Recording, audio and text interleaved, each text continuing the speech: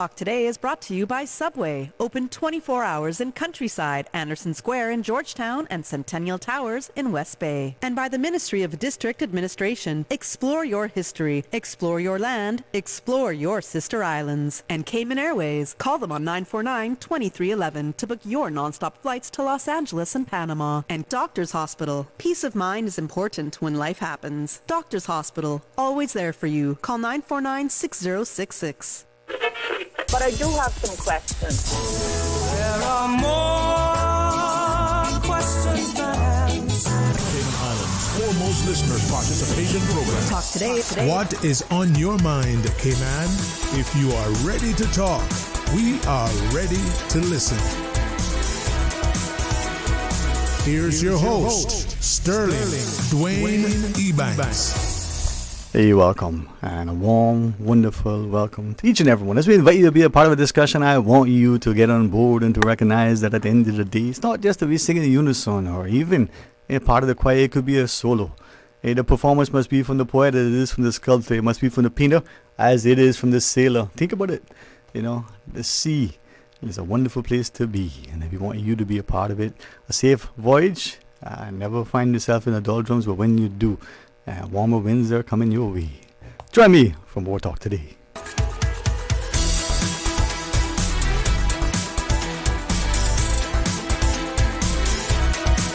Talk Today is reminding you. Avoid any statements or comments which are abusive, derogatory, malicious, or defamatory. Do not use indecent language or make any statement that is false or misleading. Call 1-800-534-8255, 949-6990, 949-8037, or WhatsApp us on 925-3261. Email Talk Today at candw.ky. Let your voice be heard. And now, back to Sterling Dwayne Ebanks, Radio Cayman Talk Today. Hey, welcome back. Thank you for joining us. Open line until 1 o'clock, 1 p.m. Our friends from the Cayman Arts Festival, Glenn and Co. will join us 1:30 past Alson, and Mr. Roy Bodden will come and share some time with us. But let's make hay while the sun shines, as they say. It's open line. Want to share with us? Hey, 949-8037, 949-6990. Let's use the media to our benefit. Let's use the media and access to it to not just voice our opinions and concerns, but ask and engage others through questions, commentary, for the space for what it should be, not dictated and defined by those who can pay the piper, are able to only call the tune, but ensure that we can make a request and sometimes go up and perform. It's open mic. 949-8837, 949-6990. WhatsApp call 925-3261 and share your thoughts with us. The notion that too many of us will look at things and just leave it alone. We know it's not right when we are not even sure what is right. We know that doesn't look right. Think about it. You're painting your house. You think you've had the right quantity of paint. You might even gone and instead of getting some 1 gallon pails, you bought a couple of 5 gallon buckets, and you just short of it. But you go back and you got some more, and you come back and one wall remaining, and you're putting it on, and you go, but that looked just a bit off. But you keep putting it on, you don't stop. Reminds me what a friend shared, that there's a Japanese saying that if you get on to the wrong train, get off at the next stop, because the return journey will be more expensive the longer you go. So where are we? 949-8037, 949-6990. Let's WhatsApp call 925-3261. It doesn't have to be politics. If it's politics, it doesn't have to be about the local politics. You could be, and some of you are, very much engaged in whether Canada becomes the 51st state. I mean, I can't say that with some little bit of smile, but it may be other things. And the serious part is to what extent that thing which transpires as a changed geopolitical landscape affects us here in Cayman. Well, affects us how? Well, we like to travel. Many of us want to do more, but we can't because of commitments, including financial inability at the time. but we would like to travel. Does that make it more difficult? Well, we have to eat. And what about our food, the quality and the sourcing and supply? Mr. George Solet, as many have said, we need to look at food security. And could we have other partnerships with other places in relation to acquiring the foodstuffs? But what about not just eating what we grow, but growing what we eat? Can we look more at that? Now, many might say, well, so many people and the demand on food is making it harder. That's true. Some may say, well, I'm not eating insects or lab-grown meat or any more genetically modified items. That may be the case.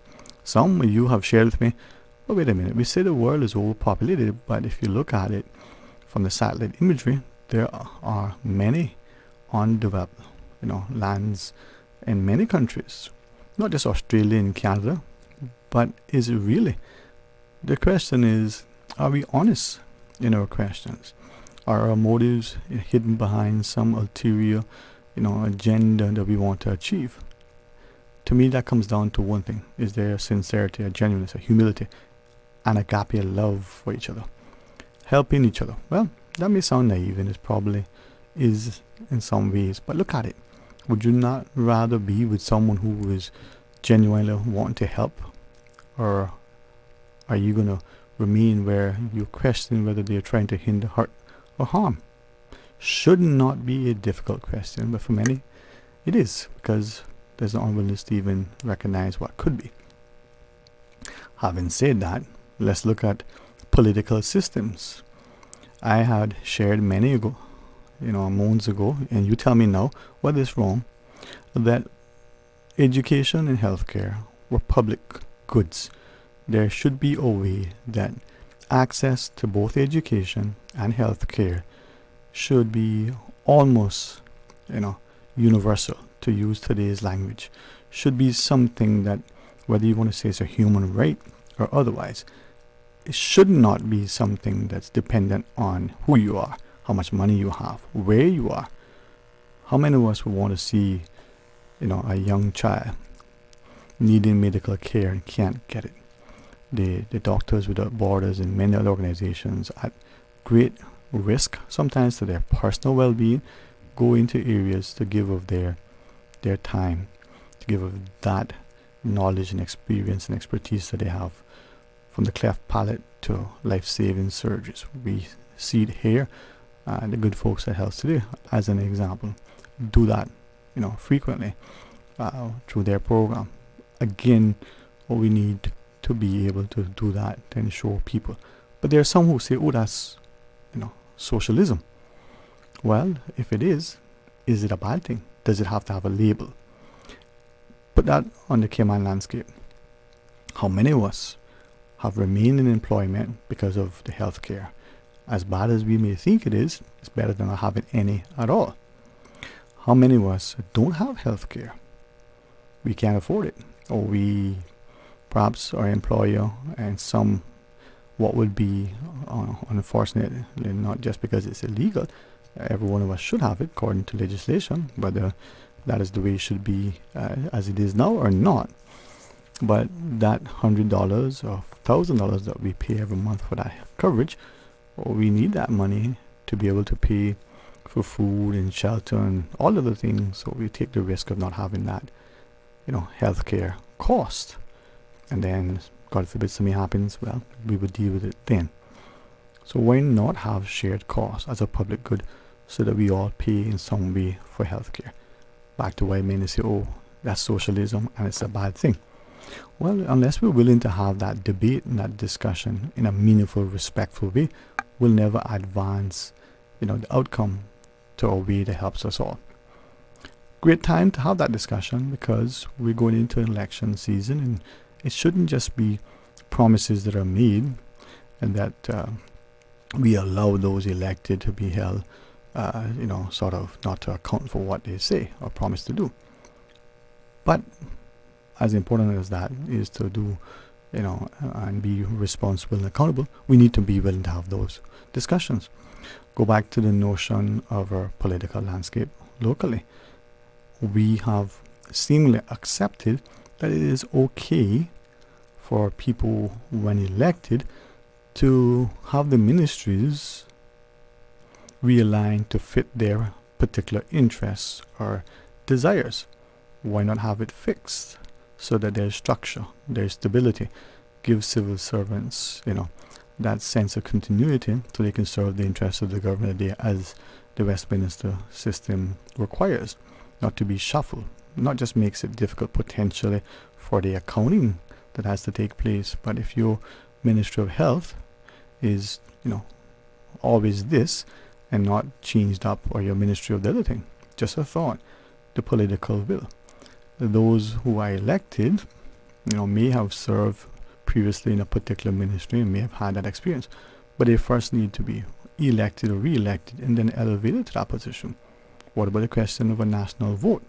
That I want to put on the table, because if he would not mind, the Honorable Minister for Tourism and the Deputy Premier, Mr. Kenneth Bryan, shared just the other day with us, that issue that we have now with the one man, one vote, the one person, one vote, is not in our best interest, has failed us. We need his words to go back to the other system. Maybe there are those who say, nope, that ship has sailed, we can't go back. Well, do we go back or do we look at something else? If you're listening and you want to be on that or anything else, join us. 949-8037, 949-6990. Give us a shout. We want to share and hear from you. Stay tuned for Talk Today. Stay cyber secure with Cayman National. Here are a few tips that will benefit you. Ensure to log out completely when you finish any online banking activities. Be aware of phishing attempts and only click links from trusted sources that are sent from your device through emails and messages. Remember, Cayman National will never ask you for your credentials. If you suspect a fraud attempt or that your account has been compromised, please immediately contact our customer support team at 949-8300. Shipping to the Cayman Islands is fast, reliable, and seamless thanks to Cayman Airways Cargo. Need it faster than ocean freight? Cayman Airways Cargo offers multiple cargo flights to Grand Cayman from Miami weekly, so your packages, whether big, small, or in between, will arrive in no time. You can even use a Cayman Airways Cargo US address for your online shopping. Cayman Airways Cargo is also the only carrier providing air freight services for Cayman Brac and Little Cayman. Contact us today and see why Cayman Airways Cargo was voted as Cayman's best cargo and logistics company in the Best of Cayman Awards. For details, visit caymanairways.com/cargo. Did you know that Doctors Hospital provides urgent care services 24 hours a day, 7 days a week? And Doctors Hospital's urgent care physicians have access to the most advanced MRI and CT imaging in the Caribbean, providing reliable diagnostics when you need it most. When you need quality urgent care for an illness or injury, Doctors Hospital is here for you 24/7. Whether it's a migraine, chest or abdominal pain, shortness of breath, broken bones, or another urgent need, Doctors Hospital at the top of Walker's Road. Urgent care right now.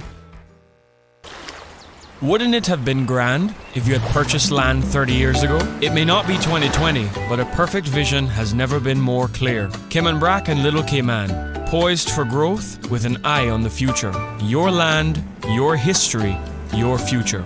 Discover all that our sister islands have to offer.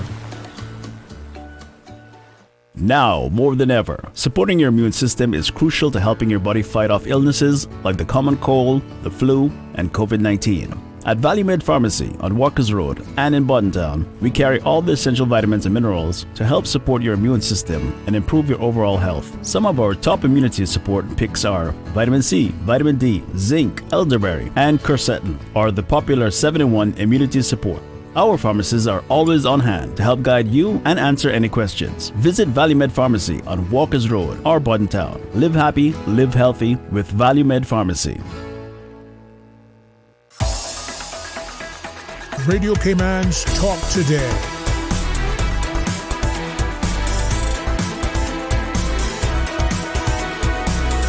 What is on your mind, Cayman? Welcome back. Thank you for joining us. 949-8037, 949-6990. WhatsApp call 925-3261. Hey, the flow toll-free number 1-800-534-TALK. 1-800-534-8255. Share your thoughts with us. quickly during the break, someone messaged and asked, and quick short exchange. I know the individual. We've had this discussion a few times. That person's view is very much different from my own. But asks, why do I think the one person, one vote is not the best for the country? Why do I think a national vote? I'm willing to answer that if you want me to. So let me know. He knows the view, and I don't think he's, asking that for any reason other than an opportunity to perhaps expound what I'm sharing, or have to be challenged and defended, or to maybe have people to question, or to perhaps as he almost has at some point been convinced that in the Cayman context, the system we have now only divides and polarizes us even further. He found, for instance, in his area, he went from having X number of votes to just one. He went from being able to access other parliamentarians in his sort of, district to now just one. They have been helpful and say, well, talk to your person, I'll speak to your person. But he's also found that not just where he lives, but others, there are points where their boundaries are so close that he's on this side of the road and Representative A and his family member is on that side of the road or across the street, Representative B. So here's a view, and it is in a sense in keeping with the idea of having civics education and public discussion on our civics / our politics and governance. You let me know what you think. When the referendum was held to adopt the one person, one vote, I voted no. I thought it was not the best thing then. There are many who were champions then who have said no, come to see that it's not best for Cayman. It may work better for other places with larger populations, a greater voter base. They see issues concerning what has been termed gerrymandering and the like, where one individual said, some countries, if you were to, walk down the street and you extended your both arms out, you probably could, hit all of the voters in that area. It's been carved up to suit the politicians of the day, the incumbents. That being that or not. But think of it this way. If people are elected in one area with 100 votes, 500 votes, 300, 1,000, it doesn't matter. That individual, if selected to be premier or elevated to cabinet, that person's decisions and votes and policies and the like as part of the government affects every single person, not just voters, but everybody else. But if you just limit it to the voters, affects everybody else. That person has constitutional responsibilities and must, ensure they follow them, be responsible to them because they're accountable to them. And if they ignore them, well, there's consequences. But if they also ignore their particular political constituency, they might not get re-elected. Scripture says you can't serve two masters. So we're doing a disservice to that individual, having divided loyalties in time, but also to the country. Is that really, really reasonable? And the fact that that person's decisions will affect the entire country, why shouldn't the country have a say in the premier and or cabinet? Just a personal view. That's why I championed it, why I opposed the one person, one vote. Now look at it, a little bit further afield and ask yourself, you have three fantastic people in East End or Cayman Brack or some other constituency. And in another area, you've got 10 people to pick from, but in your view, there's really nobody there that you like. Well, why can't you have a say in maybe some of those? It's just a question. But what it is, it has to be a political will to have a discussion. And many people will not because they are fearful. They don't have the courage to voice it out of concern that I may offend a potential voter, and probably worse yet, a potential sponsor, a person who's going to give them money for their campaign. Well, it's not about, them, it's about us. It's about what is best for the country. So, Let's see what it says, 949-837-949-6990 or WhatsApp 925-3261. On your WhatsApp, a message reads, civics, financial literacy, and conflict resolution / mediation should be added to our school curriculum for all school levels. Fully agree. How do we ensure that we do that? Well, it's important that we do. I did a conflict resolution and mediation course long ago. I was looking at the London School of Economics, but I couldn't afford it. I didn't find it feasible at the time to take time away from my commitments and travel there to do the study. So I did another one that had the opportunity to do it while I'm here, and I did it for me. Because if I'm talking to somebody else and I don't have the skill set to help them to navigate that conflict, to mediate that dispute, then listening is good. Thank God I'm sometimes willing to listen, hopefully, as our tag says, able to understand, but more willing to listen and to be objective and impartial and to offer up something that is of some value. So we do these things for our own edification, but we do it because we want to be of value, to be able to serve. And it's done with humility. Like so many of you have been great examples, and we can borrow, sometimes not just a page from, the volume that make up your library, but sometimes just a sentence from your life. And that's what we need: humility and integrity and honesty and sincerity, and not a feigned sense of self-control and the like. Be impassioned when we speak, but it doesn't mean that we are impertinent. Be sufficiently assertive, not aggressive. Have the fortitude, but not be so, gung-ho that you don't really listen. Well, what is on your mind? 949-837, 949-6990, or WhatsApp call 925, 837. What was it? This one writes in, had the honor of being taught civics by Mr. T.E. Macfield. Why was that taken away? Well, perhaps the question may be one to be asked and answered, but more importantly, why is it not put back? Now, as many of us would appreciate, our teachers oftentimes, at least in the past, seem to have had competing demands in relation to the schedule, whether it's from the policymaker, quote-unquote education ministry or department, but also the parent. Why is my child, not getting an A in this class? Why isn't this? Well, maybe it's the way we're looking at a curriculum and we're teaching to pass a test. Are we, as we are probably hearing often, but are we delivering?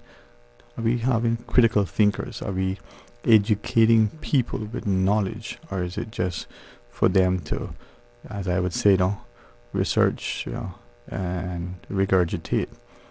It's not about learning, it's about, memorization. Well, that comes in handy when we're perhaps doing a play or going to do a lines otherwise.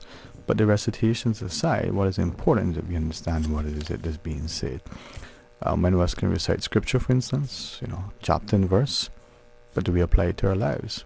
Some of us have no idea of, what this particular formula is in terms of being able to remember it, to repeat it. But we know the concept, we know how to analyze it. Got many friends who do accounting, but it's because they use Excel or QuickBooks or some other, similar program, and they know where some of the numbers are supposed to go. And at the end of the day, they might be able to produce financial statements, but can they analyze it? Do they understand what that means when they look at, the numbers that have been produced by what they plugged into that, software? Do they know what it means? Yes, the company has made a profit or a loss. Well, can they make more?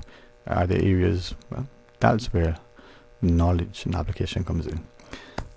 Some of us are good at presenting a facade, and only when questioned we see that they are found wanting. Some of us don't have the integrity, the humility. We're full with arrogance and insolence, and at the end of the day, it's just abject. How you would say, somewhat politely, lack of knowledge that is glaring, but only because they've been questioned. Well, we're going to pause and go into the break. The headlines, and right after that one, get a chance to chat, with our friends from Cayman Arts Festival, 1:30 past Alson, and Mr. Roy Bodden will be your guest. Still got a few minutes of open line if you want to share your thoughts with us. 949-837, 949-6990. The WhatsApp call if you choose, 925-3261. It's a beautiful place. Let's make it better because we're working together. Stay cyber secure with Cayman National. Here are a few tips that will benefit you. Ensure to log out completely when you finish any online banking activities. Be aware of phishing attempts and only click links from trusted sources that are sent from your device through emails and messages. Remember, Cayman National will never ask you for your credentials. If you suspect a fraud attempt or that your account has been compromised, please immediately contact our customer support team at 949-8300. Did you know ordering your favorite sandwich from Subway just got easier? Yeah, picture this. No more waiting in line. No more fussing with cash. Just a delicious taste of Subway at your fingertips. With our new app, ordering your go-to sub is as easy as a few taps on your phone. Plus, receive exclusive deals and earn loyalty points with every purchase made on the app. Download the new Subway app today and get ready to ditch the lines and drive straight into your flavor. Visit the App Store or Google Play Store on your mobile phone and search for Subway Cayman Islands. Subway. Eat fresh. Shipping to the Cayman Islands is fast, reliable, and seamless thanks to Cayman Airways Cargo. Need it faster than ocean freight? Cayman Airways Cargo offers multiple cargo flights to Grand Cayman from Miami weekly, so your packages, whether big, small, or in between, will arrive in no time. You can even use a Cayman Airways Cargo US address for your online shopping. Cayman Airways Cargo is also the only carrier providing air freight services for Cayman Brac and Little Cayman. Contact us today and see why Cayman Airways Cargo was voted as Cayman's best cargo and logistics company in the Best of Cayman Awards. For details, visit caymanairways.com/cargo. The Cayman Islands Fire Service will be commencing comprehensive fire safety inspections across all public occupancy buildings. These inspections are in accordance with the Fire Safety Code and are critical in maintaining a safe environment. We appreciate the cooperation of all business owners, property managers, and the general public in this important initiative. Together, we can prevent fire-related incidents and enhance the overall safety of our community. For more information on the Fire Safety Code and what to expect during the inspections, please contact the Cayman Islands Fire Service Fire Prevention Unit at 949-2499 or email us at firesafetyinspections@gov.ky. Radio Cayman's Talk Today.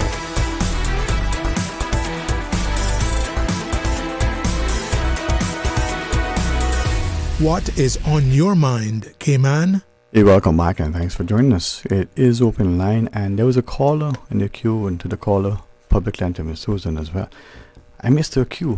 She was telling me there's a caller, and so I do apologize to that caller. Not that she didn't answer, not that she didn't say, I just didn't interpret her hand signals. I think, Miss Susan, we're going to go back to the Cayman Airways team and have them give us those hand signals so we can bring that good flight safely into the hangar. All right. 12:47, the digital clock on the wall shares 949-837, 949-6990. WhatsApp call 925-3261. Or you can send a voice note or a message. Hey, it's your call. Again, to that last caller, I do apologize. It was on the WhatsApp.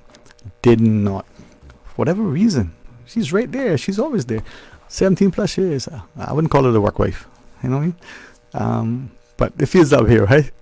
Yeah, she's like, woo. 949-837, 949-6990. WhatsApp call 925-3261. Can't believe it. Today's the 4th of February. Isn't Bob Marley's birthday coming up? The sun is shining. I'm telling you.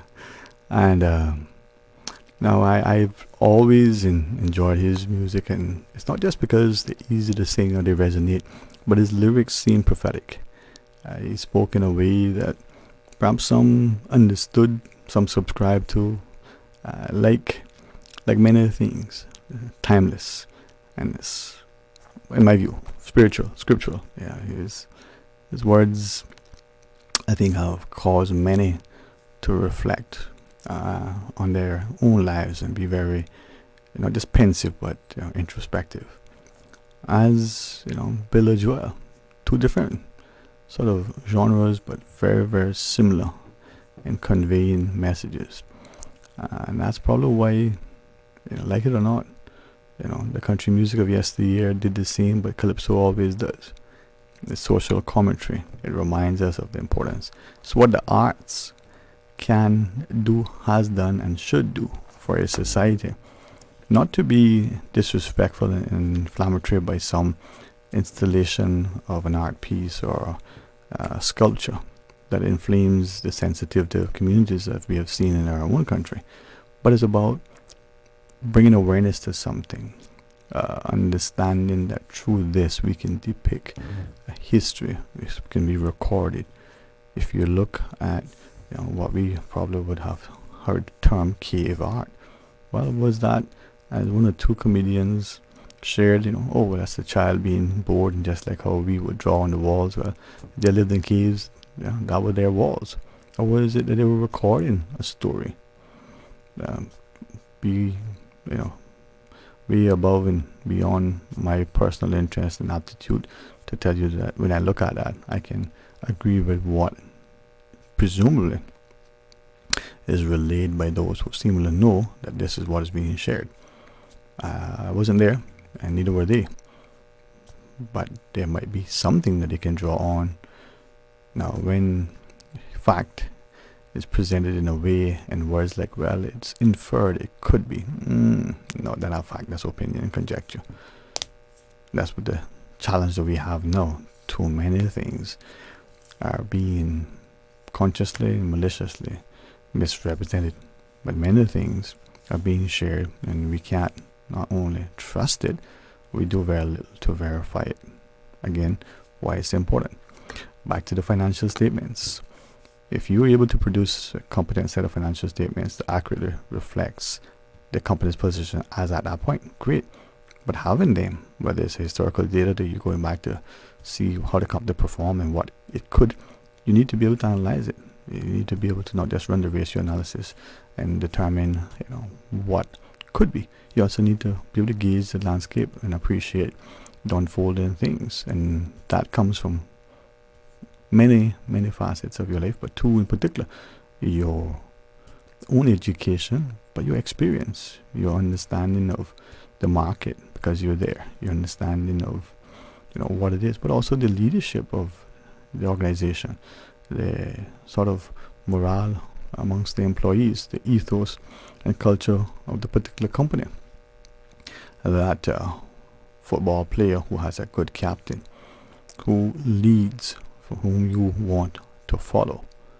You understand that loyalty, that commitment, that ability. You will play your heart out every game. Doesn't matter if it's the game that if you win you get into the finals, or if it's the final game, if it's the opening match of the season. I think the last two discussions we had with two of the fantastic teams, the two fine gentlemen, and then the incredible ladies that we had just recently from the Cayman Arts Fire Service, embody and epitomize leadership that I think the likes of Mr. Nixon and Mr. Grant in the instructing, but also by example, instilling in the young recruits as well as the seasoned veterans that they happen to elevate, to senior position, shows that level of loyalty.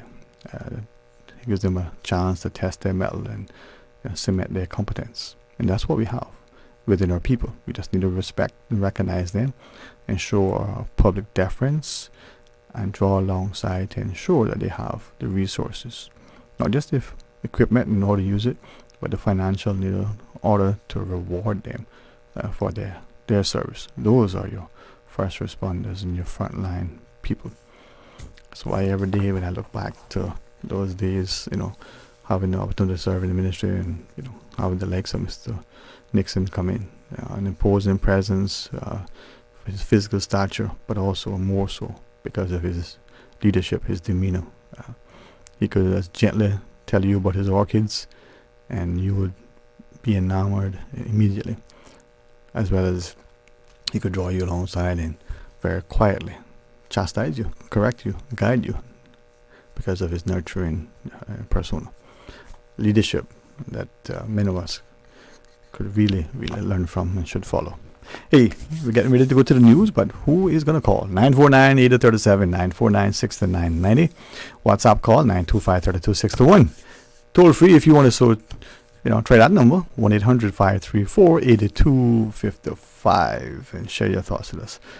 There was an individual who messaged, and then he messaged, and then he messaged, and I thought, okay, let me read that, but at the opportune time. Can't read it just yet. There's a piece missing, and until he sends it, I'm not going to read it, because it's going to be only part of the story. So, as I've said to him, and as I'm saying publicly, send us the complete story, and we can share it with our listeners. 949-8037, let's take this call. Hey, welcome. Thank you for sharing. Yes, good afternoon, Mr. Sterling. And to you, sir. How are you today? I'm good. This is Cresswell. Always a famous and familiar voice, easily recognizable. Thank you for identifying all the same. Right. I know a little while ago you mentioned about Mr. Bob Marley. Yes, sir. I would like to say that Mr. Bob Marley's music was very instrumental in helping her daughter, Wilma, to be able to walk. Wow. Yes, sir. Yeah. Did not know that. She was actually 13 years old before she made her first step. Wow. And during that time, during her early years, I was in the police department, and I used to go to Jamaica, every couple of months to do transfer people to mental health institutions or to the penitentiary. So I was able to purchase Bob Marley's cassettes. And, so she would stand against the wall and dance to Mr. Marley's music, and she's a first class dancer now. I mean, I don't know anything about dancing, so I couldn't help her. But boy, she loves Bob Marley. So I would credit Mr. Bob Marley for helping her to be able to walk. Today she's able to walk, and she's 59 years of age now. And she started walking at 13. She made her first step. Wow. It took a couple of years. Mm-hmm. My wife and I actually had to teach her how to crawl because she just couldn't help herself. Mm-hmm. And that's one of the reasons why the Lighthouse School was started. Because of my wife and I approaching government to provide some facility where these individuals would be able to, congregate a couple of hours each week. And the Lighthouse School was actually started in the Bosun Bay Hall, right next door to the lighthouse. That's why it was given the name Lighthouse School. And then, several years after that, government took it over and built a building up by the hospital, which is used today for not radiation but chemotherapy. But Mr. Bob Marley was, I don't know how many of these children, their parents took that interest, but the wife and I made sure that Velma was able to to get as much exposure as possible. So I want to make the public know that Bob Marley had a wonderful part to play in her daughter Wilma's development. Mm-hmm. Okay, thank you very much. Thank you very much, Mr. Cresswell. And that story just reminds us that we never know who or what inspires others. We never know where we'll get inspiration. And as he shared, for some of us, Marley's music, it's just something about it that does a lot. If you're able to take it apart and just listen to the music and focusing on the lyrics, then, so be it, and we'll see where it takes us. Touches my heart to be reminded of such wonderful things. All right, let's pause and take a short break. And when we come back, we'll talk today. This is the People's Radio Station.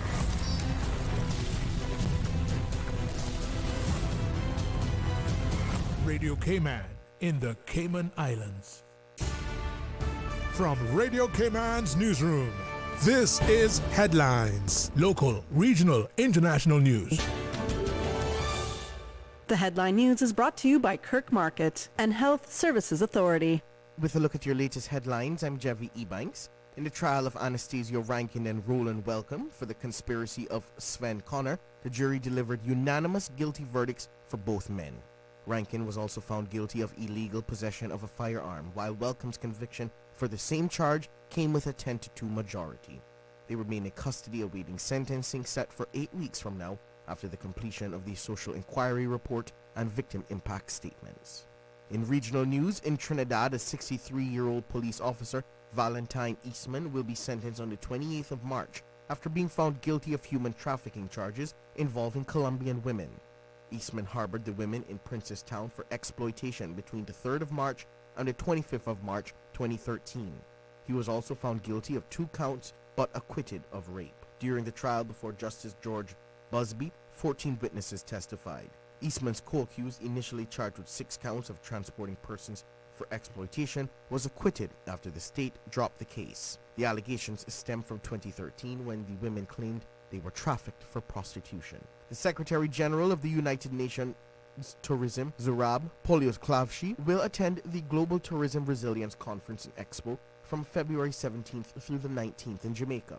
Tourism Minister Edmund Bartlett noted that the participation signifies a pivotal moment for Caribbean tourism and emphasizes Jamaica's role as a global hub for innovative tourism development. The conference will bring together international tourism leaders to discuss resilient tourism ecosystems amid global challenges. Professor Lloyd Waller highlighted Jamaica's leadership in resilience and the aim to build capacity for countries worldwide through this event. That is your latest headlines. I'm Dwayne Ebanks. Radio Cayman. More news available at www.radiocayman.gov.ky. Check out our social media pages: Facebook, YouTube, X, formerly Twitter. Radio Cayman Headline News.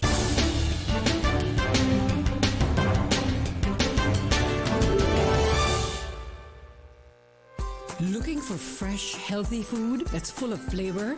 Then you've got to visit Kirk Market. Our dishes are made with fresh, high-quality ingredients. Enjoy vibrant mixed greens or satisfying pasta salads. Or try one of our delicious grill options like blackened chicken, spicy beef steak, or grilled salmon. Looking for something light and flavorful? We've got sushi rolls and poke bowls prepared daily. And don't forget to explore a hot bar or Billy Fresh salad at the salad bar. Stop by Kirk Market today for breakfast, lunch, or dinner and taste the difference. Eat well, live well with Kirk Market.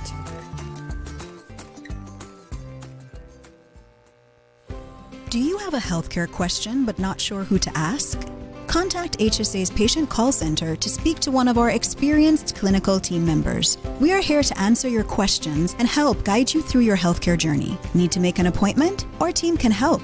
Contact HSA at 949-8600 or email info@hsa.ky. At HSA, we are committed to caring for you. Radio Cayman is pleased to feature this special Sister Islands historical vignette brought to you by the Ministry of District Administration and Lands. Explore your history, explore your land, explore your Sister Islands. Captain Keith Parker Tibbetts, MBE, JP.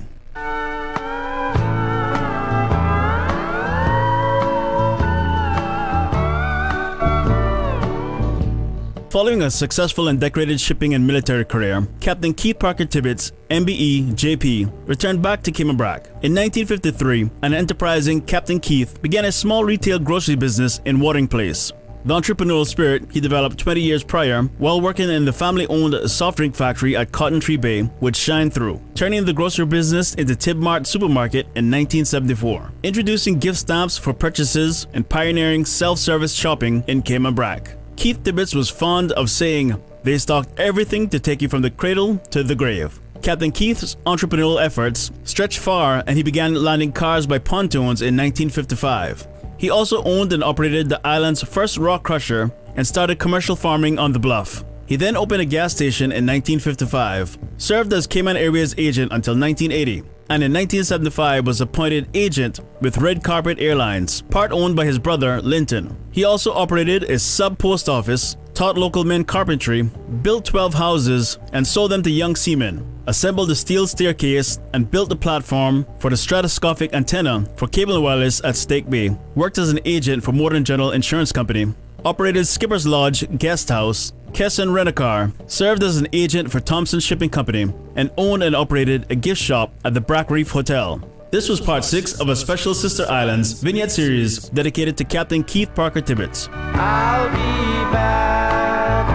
I've got 22 more days.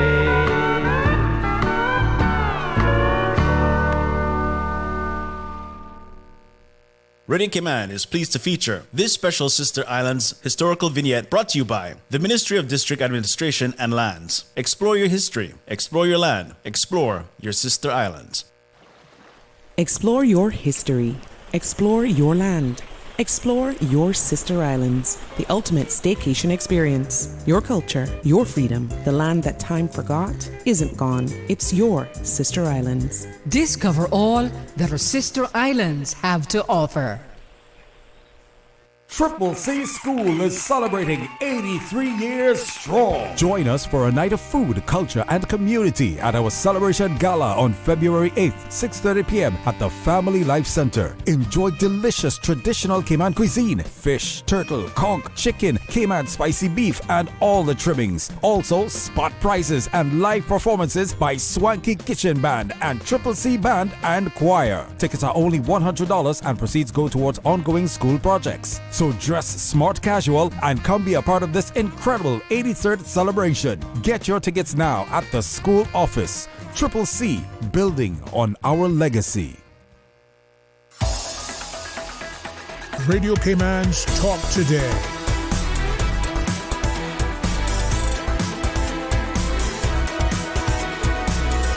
What is on your mind, Cayman? Hey, welcome back, and thanks for joining us. And always a pleasure to be able to work and talk about the Cayman Arts Festival whenever Glenn and Angus in the studio, man. It's a pleasure. How are you today, sir? Good afternoon, Cayman. Good afternoon, Radio Cayman, and thanks for having us. I'm very well. I'm very excited, actually, to be more specific, and it's going to be an amazing set of events starting from Thursday, and that's the Cayman Arts Festival 2025 is here, and we've been working quite hard putting the program together, making sure it's going to have the impact we would like it to have, and we're just so excited. We have a diverse set of events this year, a lot more diverse than last year.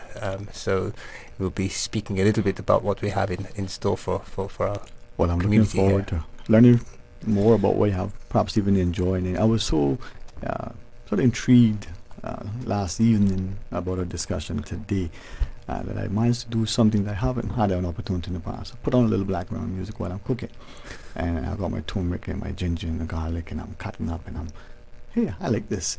And so when I look at my hands, I'm not caught red-handed, but I have the turmeric stains on my hands. But it's a sober reminder of how important you put your hands into it. food was so good you put your foot in it, some would say. But you serve it with love, right? And that's what I think the Cayman Arts Festival has done all along, that as the invitations extend to all and sundry, the performers, they come and they bring heart and soul, not just a competence and commitment to what they do as their craft, but they make you feel like they're playing to you specifically. And that is something that is, I think, unique and special. Maybe it's the audience, maybe it's the auditorium, but I think, it's the actual assembly. Yeah. So through you, Mr. Glenn, set the stage, man. Yeah, I'm going to set the stage. So we are starting off our event on Thursday at the Hartwell Theatre at 7 p.m. and backed by popular demand. Many people kept saying, when is she coming back? When is she coming back? And I said, she's coming back very, very soon.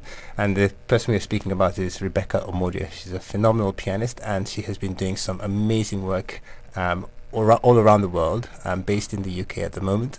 And one of the things that we have seen her do with a lot of the work that she's doing is really shed a light on something that many people haven't really paid attention to as much. And she's thrown her whole career at this stage into this, and it's really opening up a lot of doors for people who didn't have any idea that this was what they've been missing out on for so many years. And she's attacking it from all different angles, from the education perspective, in terms of what's being taught in the schools, making sure all the major concert halls are aware of this, through the media as well, through the recordings that she puts out, through her collaborations, through the way she brings some different artists together. And that's kind of what she's doing this time. The last time she came and did just a piano recital, and it was her performing a phenomenal recital. But this time she's going to show us an example of some of the amazing programs she's been putting together all year round in the African concert series. Now I think in its 5th or 6th year, so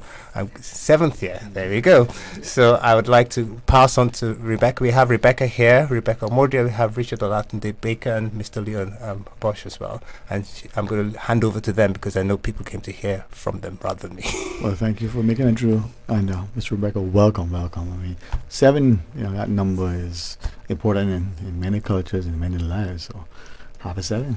Yes, that's true. 7 is also my birthday. Yeah. 7th is also Leon's birthday. That's right.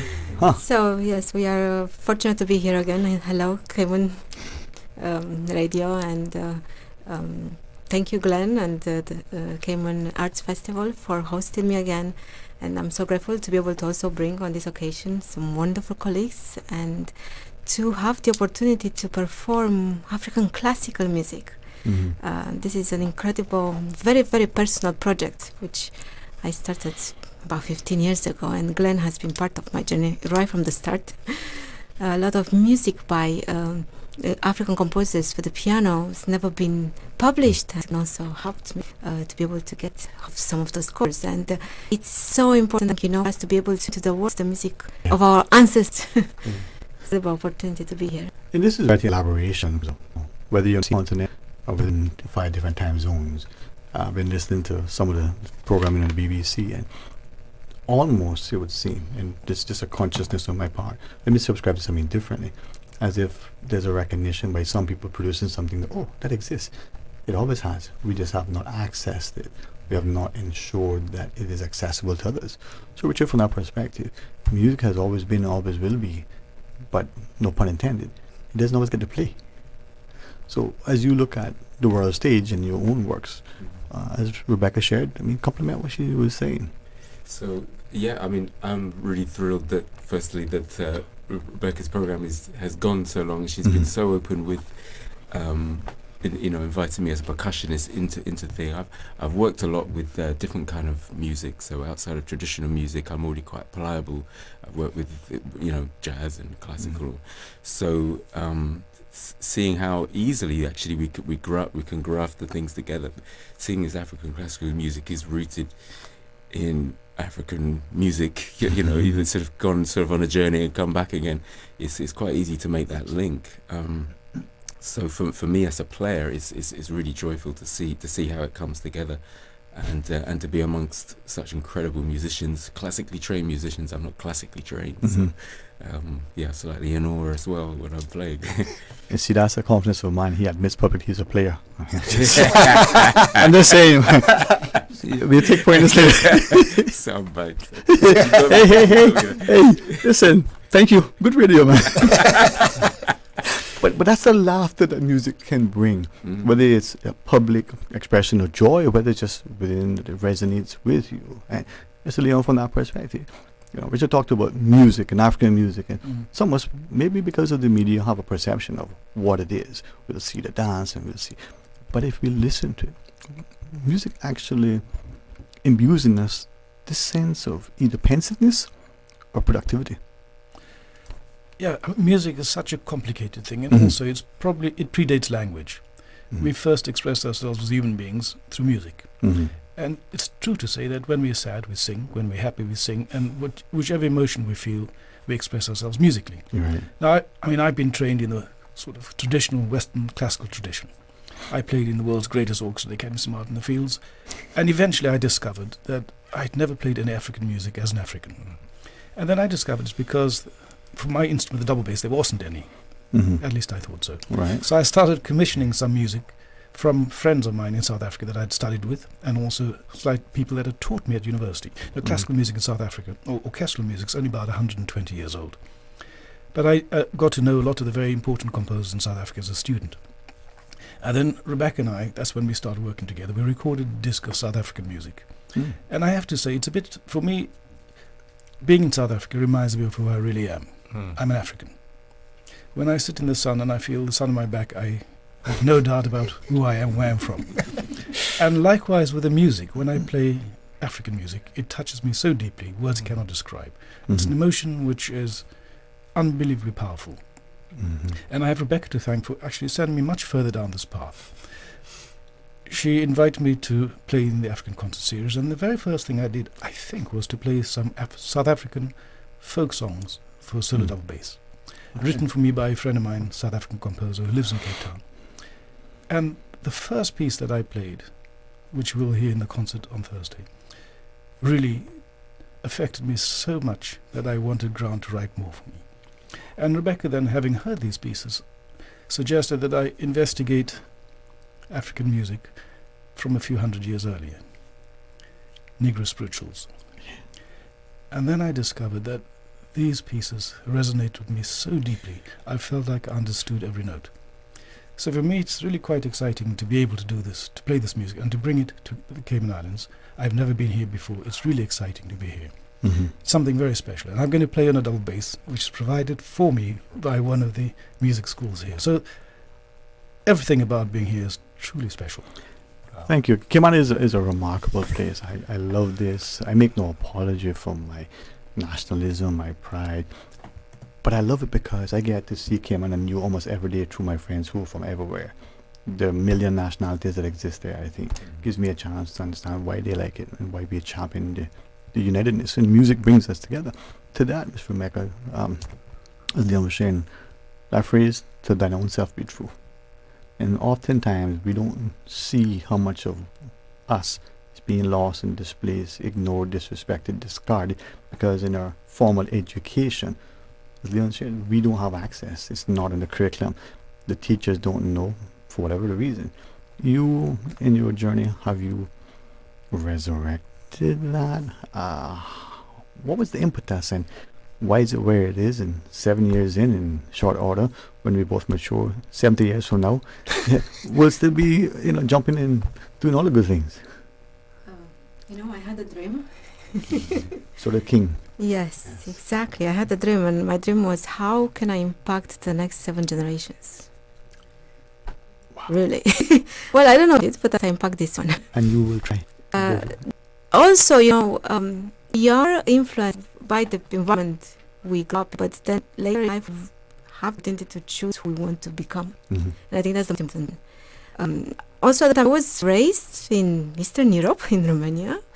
That's my mother Romanian, my father Nigerian, and I was trained in the classical, Western classical style of music, and I used to play a lot of virtuosic pieces by all the European composers, play as a soloist with orchestras, and African classical music is something that I discovered later in my life. Of course, my paternal grandfather was a Nigerian traditional musician, so he used to play an Igbo traditional flute, and he was a master musician, so he used to tour the Kingdom of Ika, before I was born, performing traditional music. My father always used to talk about this, but again, because of my training, this was something that was a bit alien to my interest, I would say. Yeah. So, but later on, I thought, well, I've played so much of European music, and I was sometimes, we used to do all these competitions because there is a tradition of Western classical music that you have to do a lot of competitions, international competitions, and then you're analyzed how you play, and there's a standard way of how you're supposed to play those European music. And I used to be told so often that you're too wild, or you're too the music. It needs to be more restrained. Oh God, yeah. So then eventually, I said, let's see if there's any Nigerian classical music. So I started investigating. Of course, this was also the moment when I met Glenn, because he'd played a lot of the Nigerian music, the music of the Nigerian composers, and he met a lot of them. He worked with a lot of them, and he sent me many works. And that's when I thought, oh wow, there's such a big world out there. Yes.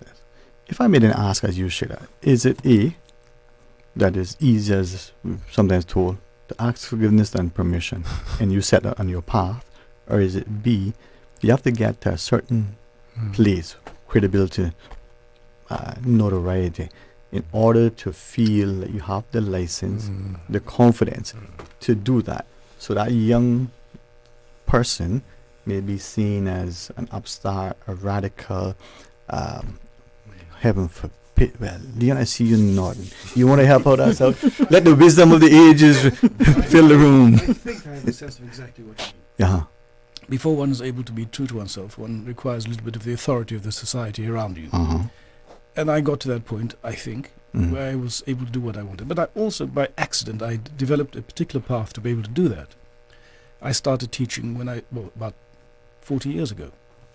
And I coached a lot of young people in South Africa. And at that point, what I really wanted to do was to create opportunities for young people like me that had done nothing wrong except to be born into poverty. And I wanted to give them the very best of everything and the kind of education I'd been privileged to receive. So I went back to South Africa often from my 20s onwards, mid-20s, to teach in the National Youth Orchestra and various projects, and I still go back to teach in Soweto and Cape Town and other places like this. But what I've done, I think, is to allow a lot of musicians of colour in South Africa to think that, of course, the world is their oyster. It's possible to do whatever they wish, but I've also created a repertoire, which means that they can play music by African composers without having to apologize. They don't have to play just the standard repertoire. It has been done, their recordings, their commissions. I'm lucky to have my name at the top of many of the pieces written for me. Right. They will go down in history as part of the repertoire of South African music. So every young South African bass player that goes anywhere in the world can play a program that includes South African music. Right. And they can, for the audience, they can express to them who they really are. Right. One of the pieces that I have on my very first recording of South African music is from a friend of mine who grew up with me in the townships. I mean, I was born in apartheid South Africa, which was a really difficult time. And the music they wrote for me is very much the smells and the sounds of the township. And every time I play it, every time I hear it, it reminds me of who I am. Yeah. And just a couple of months ago, before Christmas, I went to South Africa again to play in the National Orchestra. And we did some community work. And there's a school called Athlone School for the Blind. I'd always known about it because I'd seen the microbuses with the name emblazoned on the side, but I'd never been. And this time I got to go there. And the National Orchestra in which I played was staying in a very fancy hotel in the middle of Cape Town. But to get to that School of the Blind, we had to pass a little through the townships. And there was a sign which said Bishop Lavis. That was the township where I grew up. And it reminded me of the extraordinary journey I've had to make, and it's music that made that possible. Wow. And I wanted to be sure that everybody in the bus, as we drove, knew that that's where I'd started my life. Yeah. And when I play the music, to me it means so much more than just playing a phrase or to use the jargon of classical music. It's an expression of human life. Yeah. I mean, I think for me the most important thing for anybody that's involved in music is to know that music is fundamentally the expression in sound of human life, of our fears, our aspirations, our deepest desires, everything about who we are as a species. I think, Richard, music like sport can elevate us, can cause us to explore, can give us not just adventure and education and entrepreneurship and opportunity, but it can also bring us to celebration. As Rebecca was sharing, a word that came to mind, rebellious. And sometimes we see that, the protest in sport, we see the song and it's not just how it's composed, but how it's performed. So to you, and make sure I don't get it wrong, a friend of mine says there's an African proverb that says, not until the lion gets a biographer, the hunter will always be the hero. Exactly. Right? Yes, yeah. Music can give us that opportunity for the biography. Yeah, I mean, interesting because I play the talking drum, though my Yoruba is not like as it should be for a talking drummer. The drum speaks. So just going back to what we're saying over there, the expression of human life. The instrument is a voice. All instruments are a voice. All instruments speak, whether literally, like the talking drum actually says, recites proverbs, or whether it's through how it makes you feel. And that's the universal thing that sort of cuts right through the barriers talking about right now, about how you're told you're too wild, or you have to do this before you can do that, and you have to do it this way. And I think ultimately an accomplished musician reaches that point where their natural expression that they perhaps already had before they were trained is the true self, is the actual, is their power, so as I listen, I think to the scripture talks about, don't let them despise you because of your youth, right? And immediately a friend from, Brazil, there's something about the drum. Maybe if you stand too close to the physical, it vibrates within you. There's something that the drum can do in the charge to war, whether that's the team running on the pitch to be motivated. But when it's combined with the piano, Miss Rebecca, I've seen the piano and the guitar perform. I've watched different. The percussion, the drum, and the ivories. I mean. Well, the drum brings the piano to life. And there is an Igbo Nigerian proverb that says the drum beats twice for a man, for a great man, once in life and in death. Yeah. So the drum is, it speaks. Whether it's a talking drum or whether there's any other African drum. And in combination with the piano, in fact, when African composers wrote for the piano, they said that the piano has certain aspects of African traditional music. And they used the piano sometimes as an instrument of percussion. And in collaboration with the drum, sometimes they become equals. So we do not see the piano from a Western perspective the way we were trained or the way we are used to. It suddenly becomes an instrument of the African culture, of the African soul. And there is a piece by a Nigerian Igbo composer, Bodden, and this is inspired by Ufia music of the Igbo people of southeastern Nigeria. This is music that is performed at coronation events and is only performed by titled men. And I played this many times in concert, but there was one time that when I was playing, sometimes I just suddenly felt as if I was out of myself and playing so many drums, so many percussion instruments at the same time. And I think this is really the essence of us playing African music on Western instruments or on African instruments or in combination, because we are accessing really the soul and the spirit of our ancestors. I was going to ask you this music. Yeah. I wrote down soul and spirit, and I was thinking you started sharing that, I've seen some performers, literally it would appear that they're pounding on the keys, but a little bit I understand, they're actually doing something, and I'm wondering if the drum, just in the audience, we're seeing that movement, the piano was seeing this. The soul and the spirit, when you play the piano, are you drawing on that ancestral thing that is somewhere so far in your DNA in the early days that you're now only allowed to surface because you're finally giving yourself permission to embrace it? Exactly. If finally I've given myself permission to be free. That's the most important. Wow. Yeah. That's what they said about you, right? Yes, it's so important to be free, to be whoever you want to be or who you were meant to be. It's and this is really, I think, the purpose of every human being.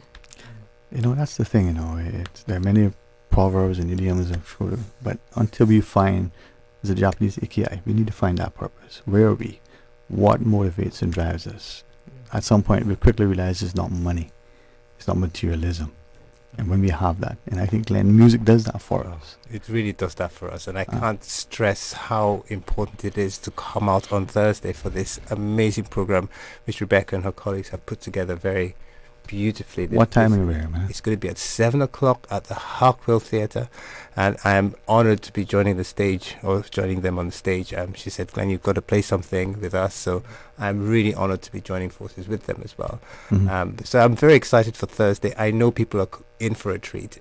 Every time I've heard these musicians perform, it's always just really touched my soul so deeply, and I think many people in our community will actually be able to connect with that music, and it'll be something etched in their memory for a long time.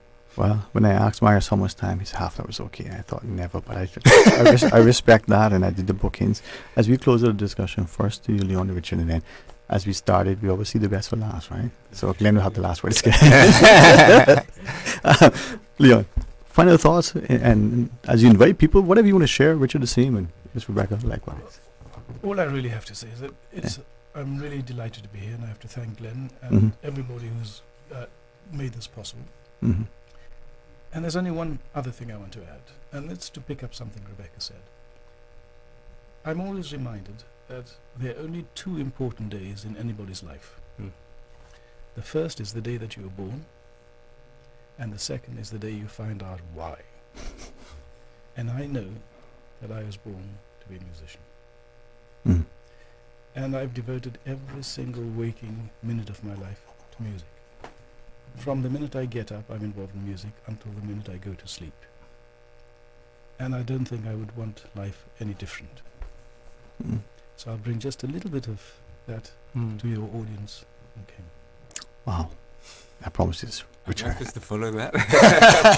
Hey, let them not, do not be despised because of your youth, okay? Just remember. Well, following those words of wisdom, really amazing to be here. Really, just music transcending where we are. In fact, we're in the Cayman Islands, but it just goes to show that music is everywhere. It's, geographically is one thing, but actually it's everybody. It's so universal. So just really, really excited, and I'm looking forward to just expressing in the moment as much as the music is written. Is that in the moment expression which is what I really get, which is where I get it from, and with the audience too. Even though we're performing for the audience, we're performing with the audience, and so I'm looking forward to that communication. Yeah. Well, I'm looking forward, and I wouldn't put words in Miss Rebecca's mouth by all means, but as what was being shared, I love Bill as well, right? So as I was cooking last evening, I was enjoying much of his music, and that one, We Didn't Start a Fire is a history lesson, but his song all about soul, all right? But for you, I wouldn't say, Born to be Wild.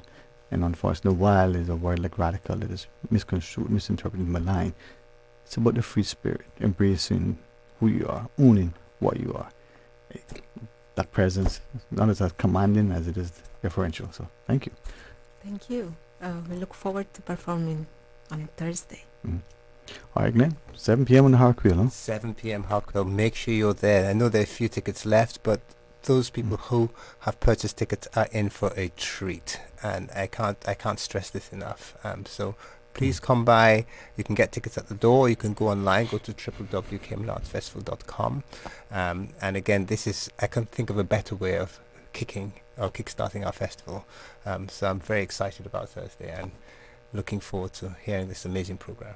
Well, looking forward to our discussions, and as you shared, and thank you all. I can see not only the competence and the passion, but the willingness to give a presentation to those in attendance from our heart.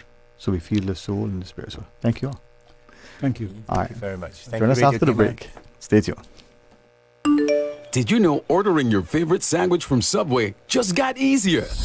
Yeah, picture this. No more waiting in line. No more fussing with cash.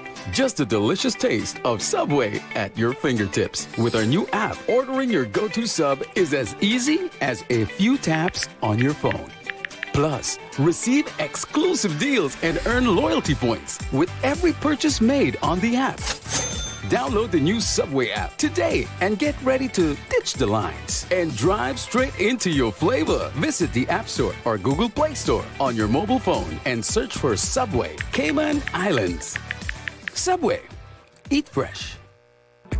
Shipping to the Cayman Islands is fast, reliable, and seamless thanks to Cayman Airways Cargo. Need it faster than ocean freight? Cayman Airways Cargo offers multiple cargo flights to Grand Cayman from Miami weekly, so your packages, whether big, small, or in between, will arrive in no time. You can even use a Cayman Airways Cargo US address for your online shopping. Cayman Airways Cargo is also the only carrier providing air freight services for Cayman Brac and Little Cayman. Contact us today and see why Cayman Airways Cargo was voted as Cayman's best cargo and logistics company in the Best of Cayman Awards. For details, visit caymanairways.com/cargo. Accidents and illnesses can strike without warning. Ouch! When it comes to urgent care, every second counts. At Doctors Hospital, we have a dedicated team of experienced doctors and nursing staff available to you 24 hours a day, 7 days a week. Don't waste time in an overcrowded emergency room when you need urgent care. Whether it's a broken bone, a severe infection, or a sudden illness, trust in Doctors Hospital's unwavering dedication to providing the best immediate care. For complete urgent care when you need it the most, choose Doctors Hospital, located in Georgetown, 16 Middle Road. The best foundation you can wear is glowing, healthy skin. The offices of dermatologist Dr. Wayne Porter specialize in enhancing your skin's well-being. Whether you're seeking advanced skin care, including any skin cancers, Botox, filler, cosmetic skin enhancements, or simply looking to reduce wrinkles, Dr. Porter offers a full-service dermatology and dermatological surgery practice. For more information, email drportercayman@gmail.com or call 946-9020. That is 946-9020.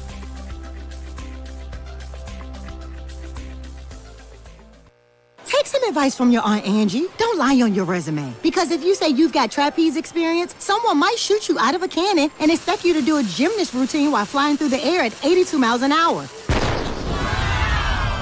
And just because you want to land on your feet doesn't mean you will. But if you're smart, you'll have CG medical insurance, so you get the best coverage for the price. Get the best coverage for the price. CG Brit-K. Good like that. All benefits are subject to policy provisions, including eligibility at the time of service. Stay cyber secure with Cayman National. Protect your computers and mobile devices with security software to defend against cyber attacks through viruses, malware, and other online threats. Be aware of unsecure Wi-Fi connections when in public. If you need to access your online banking or sensitive information on your mobile devices, try disabling the Wi-Fi and switching to data from your mobile network. If you suspect a fraud attempt, please contact our customer support team at 949-8300. We give you honor and praise, adoration and glory. Radio Cayman.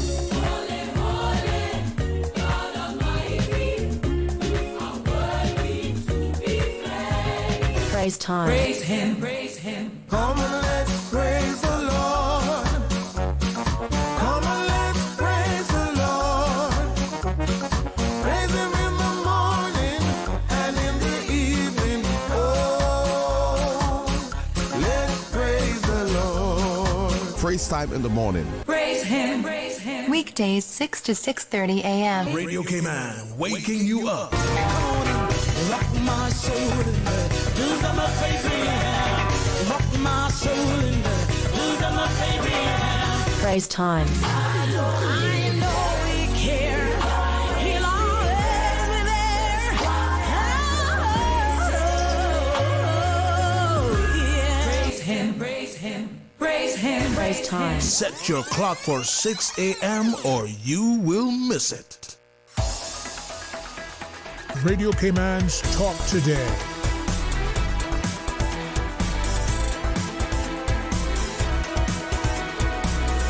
What is on your mind, Cayman? Hey, welcome back, and thanks for joining us. And always a pleasure to be able to sit and facilitate, to live, love, and laugh. And at the end of the day, if I learn well, so much the better. To be instructed and nurtured, whether in music or in scripture. So, to Pastor Alson Ebanks, welcome, sir. How are you? I'm well for my age, thank you, son. Of course, I shouldn't be saying that sitting next to Mr. Roy Bodden, who's slightly older than I am, so he has better have something better than I said. Mr. Roy Bodden, sir. You can make the mind say, you know what, I gotta sit right here. Where's I drink water and mind my business? How are you, sir? I'm well. It's What's that song? good to be here. It is well. Yes. With my soul? Yes. Well, with my soul. And that's important, I think, that we appreciate, especially such as a time as this, that through prayer and petition, through supplication and a willingness to be sustained with Scripture, we can have a society that is not only civil and stronger, but a society that is unified. And when we would look back on something that was, just 1 year in the making, or something that's knocking on the door of a century, not just in a cricket match, it's important. Yes. And it's not just Yeah. legacy. Well, Pastor Alson. Yeah. Well, it's good to be here. Thank you very much. On my right, for those who are looking on the camera, I suppose, Mr. Roy Bodden is not an unknown person in this island, but people might not know that, of course, that for the last couple of years he's been the chairman of CCC school boards, and so I'm just coming along to sort of stand next to him, because unlike Mr. Bodden, I'm a graduate of CCC school, and so I can speak about CCC school and its experience and its contribution to me and my family in ways that, in a sense, are, although he knows about them, more theoretical. Is that correct? Well, as Mr. Roy jumps in, I quickly look at the wonderful truck he has and his license plate MTC. We understand for such a time as this, Mr. Roy. You know what MTC stands for? I would venture to guess Micro Teachers College. Micro Teachers College. Yeah, I didn't know, you didn't tell me, but I would discern. Yeah. Yes. When the pride he says it and understanding the educator in you always. Alumni. Yeah. And you know what they told us? Uh-huh. They said, the only vocation greater than this is to be a fisher of men. Yeah.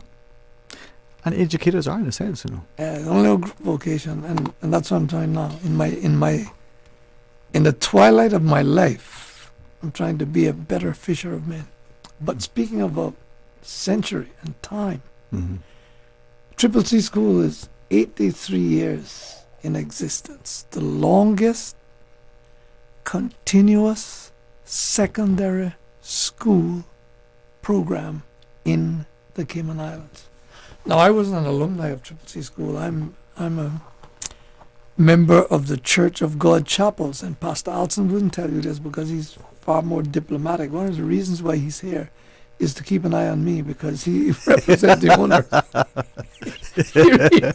he represents the owner. I didn't realize. I didn't read the small script down there. Now I know why I'm here. Yeah. I know why I'm here. I'll give you a magnifying glass, sir. Yeah. I carry everything on my phone these days, and I didn't see it.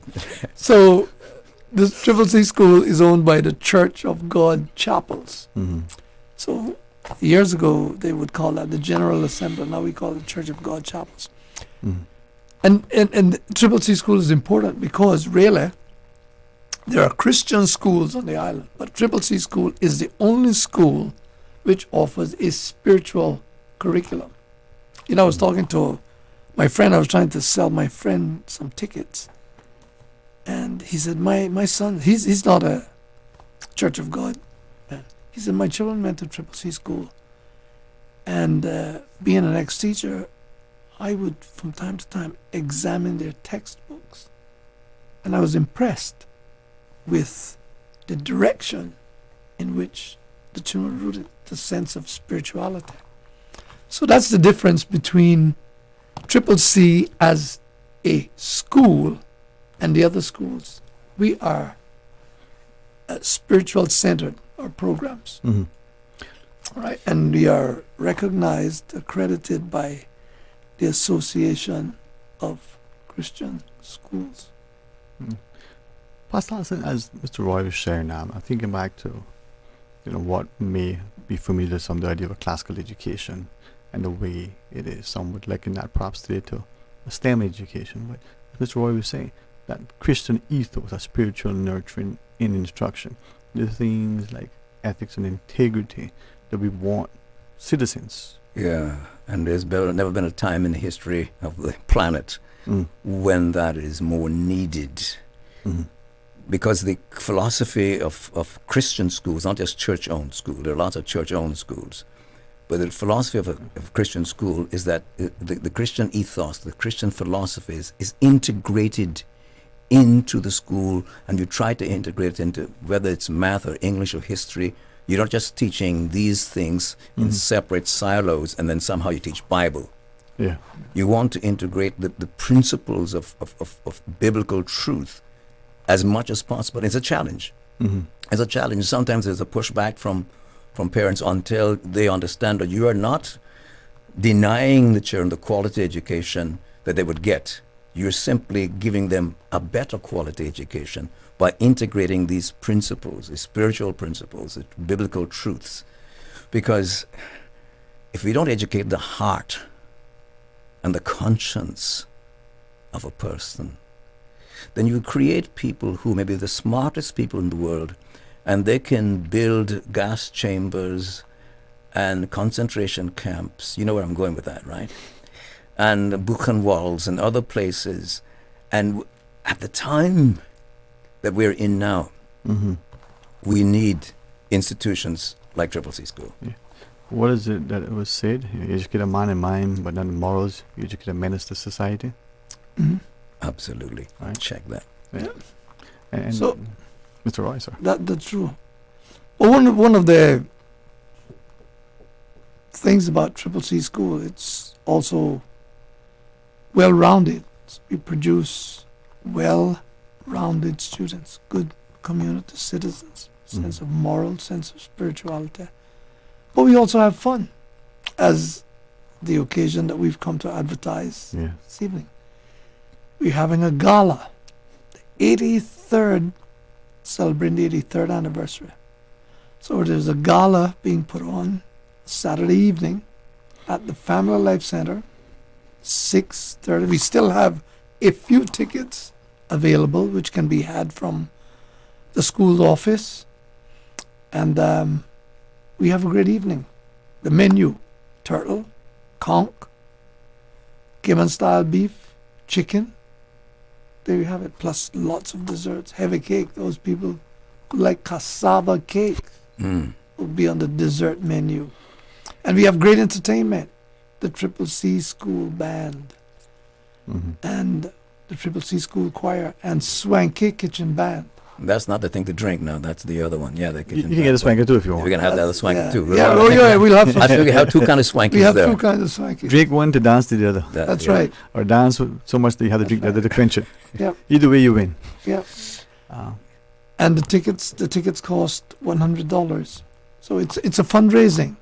So we want to raise some funds for ongoing projects for the school. And we hope that this will be an annual event. This is not the first event.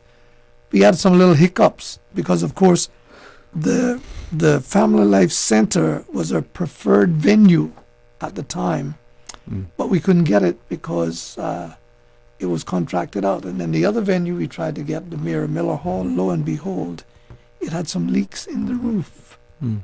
And it took a while for the roof to be repaired. I'm not sure if it's still repaired. Anyway, as it turns out, the Family Life Center is now available.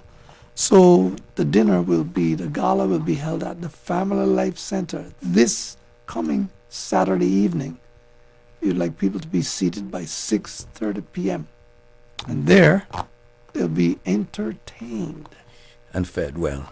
I've been holding on to my tickets for a while because, as Mr. Bodden has said here, the plan was to have it at the FLC, of course, but then we had a problem. We need to house some government entities in there, and then another government entity had to come in afterwards. So we've served the community I've looked back and I thought to myself, in so many different ways, the Church of God, which is one of the longest standing, it is not the longest, but one of the longest standing or longest established churches in Cayman, has served the community in so many ways, and Triple C School is one of those key ways. But just the fact that since the Family Life Center was opened in the 95 or 98, I guess it was, we've had at least 3 or 4. We have Triple C School, we've had a Georgetown Primary School, we've had the John Gray School and George Hicks or SciFact in there. So it's served the community, and we don't regret that. It's been a purpose. But now, thankfully, it's free enough for us to have a big gala. All right. We want you to share more with us. I believe we'll take right, Miss Susan, the break, and then we'll come back where we can get tickets and just remind us of it. I'm still thinking about the menu, conch, and all kind of stuff. Oh, all right. Okay. Stay tuned. Join us after. Did you know ordering your favorite sandwich from Subway just got easier? Yeah, picture this. No more waiting in line. No more fussing with cash. Just a delicious taste of Subway at your fingertips. With our new app, ordering your go-to sub is as easy as a few taps on your phone. Plus, receive exclusive deals and earn loyalty points with every purchase made on the app.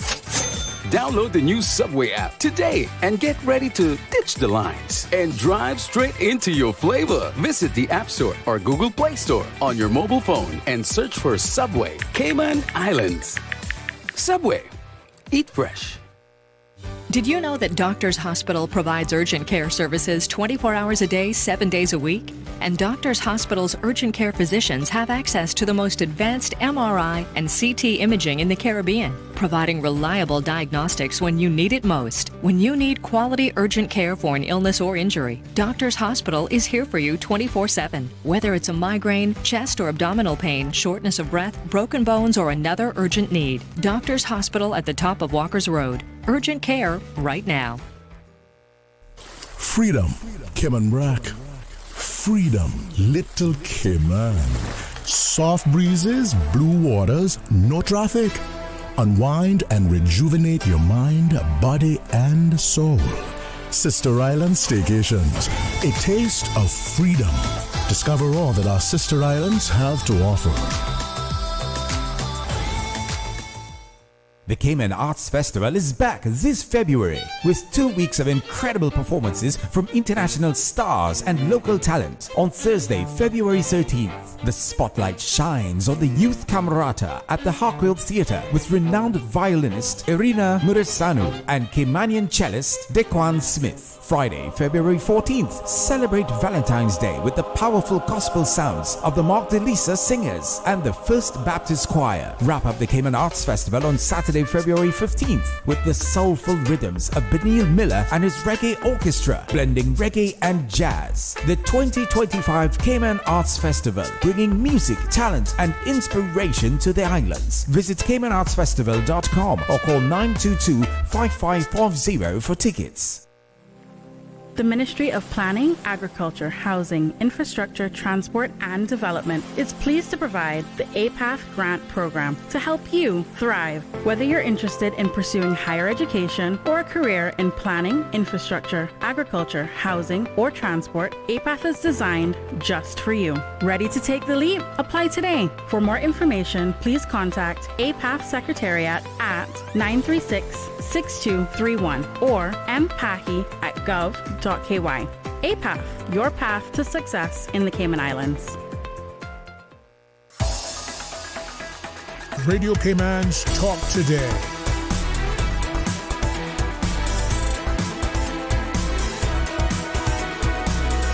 What is on your mind, Cayman?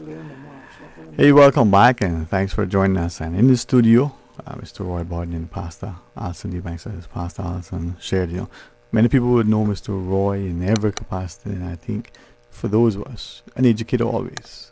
I think that's how, through that work, the historian and the author and the statesman, and now serving this capacity as chairman of CCC, it helps us to appreciate how we come full circle in many cases. And as we sow seed, we can reap a good harvest.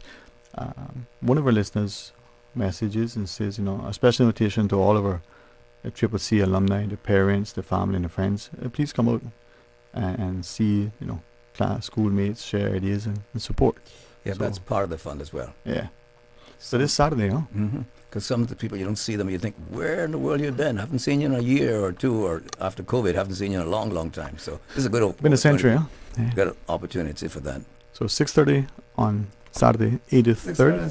6:30 on Saturday evening at the Family Life Center. Mm-hmm. The Family Life Center. Okay. Yeah. And the address is Smart Casual. Okay. Yeah. So some of us have no problems bringing the smarts. Some of us have no issues with the casual. But you want smart casual. Yeah, it's a hybrid. So, and be prepared for Yeah. almost all palates. Turtle, beef, chicken, and there's the fourth one. What did I say? Turtle, beef, chicken, Yeah. fish. If you mean there's more than three, I mean, Yeah. I kind of working up an appetite Well, he already. did say the heavy cake, because I have a cake. And Yeah. and oh yeah, and have a cake, the cassava cake made by I'm told, made by I'm told the best chefs. Cassava cake. I will believe that. And the entertainment, swanky kitchen band, but there also be swanky for drinking, Yeah. swanky to listen to, swanky kitchen band, the Triple C School band, and the Triple C School choir. And what he's not telling you is that the whole thing is being curated by a man that people knows his food. You want to call the name so you don't be name dropping. Yeah, by Kurt. Mr. Kurt Tibbetts. Hmm. And I want to say, I'm sure that Kurt would not be upset.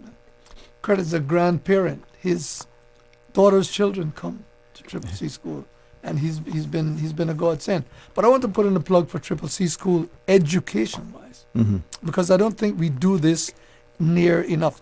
You know, sometimes I find that we as Caymanians, we are a little too. Did you know that you can be too humble? I mean, you don't have to be arrogant, but there are certain achievements that are worth celebrating. That's right. And celebrating publicly. So Triple C School, our graduates go all over the world, and in the recent past, we've sent more of them to UK universities than went to US universities. Yeah, recent times, yes. And that is saying something. Yeah. For the quality of education. Because it's an American we offer education at system. Triple C School. That's right. That they're coming from. Yeah. For the quality of education we offer at Triple C School. And I like what Pastor Alson, shared. It's not just a Christian or Bible education. It's academically vigorous. That's right. It's about instilling across the curriculum these things that enable the citizen at the end of the day not just to have academic prowess, but to be so imbued with integrity, ethics, and ethos that they become functioning civil members of our society, that become politicians, our business leaders. Yeah, I had no qualms, no hesitation at all about joining Roy here this afternoon, because I owe so many things in my life to Triple C School. I was out of school at the age of 15 after attending the government system, and I just didn't take education seriously. I love to play. Play was the wonderful thing. But after working for 1 year out there on hot asphalt and so forth, I thought, you know what, maybe I should go back to school. And at the age of 17, they say, okay, you're kind of old, but we'll take you back in. Now, of course, by that time I had wakened up. I was wide awake, and I put everything into it. Class of 10, I graduated top of my class at that point. A friend of mine who just passed away, Ned Solomon, was second in that class. But Triple C School gave us the education that we needed. So I was able to go on, and when I went to Anderson University, I was in the honor society. It was an accident because the foundation was there. Yeah. And as you shared, I like what Mr. Roy has always shared publicly, and what we can garner from your writings. Education to you has always been key, and you sorted out. Many did it different ways. Pastor Alson just talked about, I had enough of this school thing, let me try this thing, when you realize how important education. But you've always been a champion. And now being as at the helm, so to speak, of the board, you continue to inspire, nurture, encourage, but also invite us. It's about education, because as Mama would say, she points it to her temple and says, once you have it here, nobody takes it from you. It's a knowledge, right? But not only is it about education. In the case of Triple C School, it's about a special kind of education that allows us to realize that as Christians, we have a responsibility, not only to be educated ourselves, but to be good citizens, but to go beyond that, to be Christians, to lead a life which is different, because Like I tell my children that there are many people who are good, but good is not going to get you into heaven. Being morally good is not going to get you into heaven. So a lot of schools graduate good moral graduates. But what we do at Triple C is beyond that. It's beyond being good morally. We graduate good spirituals. Yes. And that's a bonus. That's a bonus. Integrate the gospel, the good news, into our educational system. As Vida reminds us always, by their fruits ye shall know them. And that's what we're looking at. So on Saturday, then we can get tickets still? Where? Tickets still at the school office. At the school office, there are still tickets. Okay. Tickets available. Not a lot, so I would encourage people to hasten over.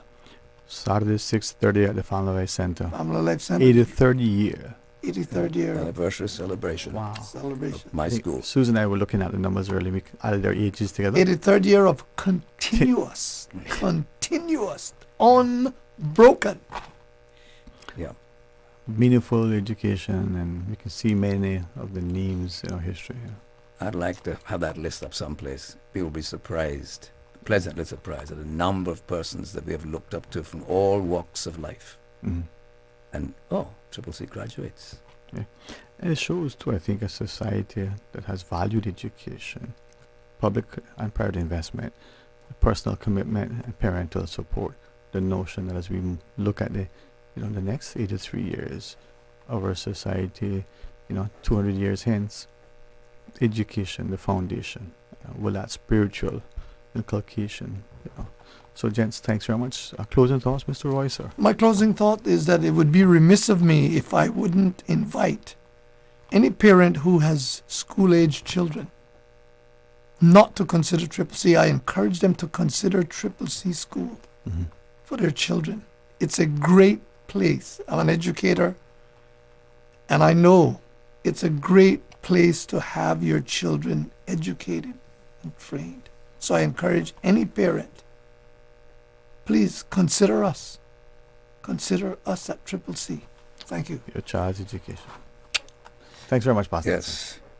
All right, so to our listeners, get tickets to the Triple C school office for 6:30 fellowship, fantastic food, but a remarkable evening, 6:30 at the Family Life Center. All right, let's pause and hit the news, and when we come back, Miss Ventisha will be our guest. Stay tuned.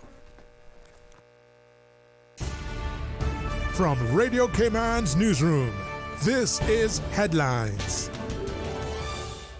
The headline news is brought to you by Kirk Market. With a look at your latest headlines, I'm Dwayne Ebanks. Jeremy Darrell Manderson Jr., charged with the attempted murder of a customs officer, is set to begin trial this week. The Grand Court is currently finalizing the jury selection process for the case, which stems from a violent attack on a customs officer outside Trafalgar Place on West Bay Road in May 2024. Manderson remains in custody pending the trial. In regional news, St. Vincent and the Grenadines is undertaking a multi-year project to restore seabird nesting habitats in Batoa and the Pelorus Islands, aiming to increase seabird population and compensate for losses from the 2010 Deepwater Horizon oil spill. The initiative is led by non-profit organization EPIC, building on 16 years of research and conservation in the transboundary Grenadines archipelago. EPIC, established in 2000, focuses on protecting the Caribbean environment. The project involves local experts and key partners from the Forestry Department, which highlights Batavia as a wildlife reserve under the Wildlife Protection Act of 1987. Governor of the Central Bank of Bahamas, John Rowley, announced that the Bahamian economy expanded at a healthy pace in 2024, driven by tourism and foreign investment. He expects growth to continue in 2025, albeit a slower rate. Cruise sector gains in investments in tourism are likely to create permanent jobs. The central bank supports this outlook with efforts to reduce bank liquidity and ease access to credit. Rowley highlighted the downside risks, including global trade tensions and regional unrest. The economy experienced moderated inflation, strengthened by credit growth and expanded external reserves in 2024. The vacation rental market and cruise segment saw robust growth, positively impacting employment. The central bank will monitor trends to maintain financial stability and the value of the Bahamian dollar. That is your latest headlines. I'm Dwayne Ebanks. Radio www.radiocayman.gov.ky. Check out our social media pages: Facebook, YouTube, X, formerly Twitter, Radio Cayman Headline News.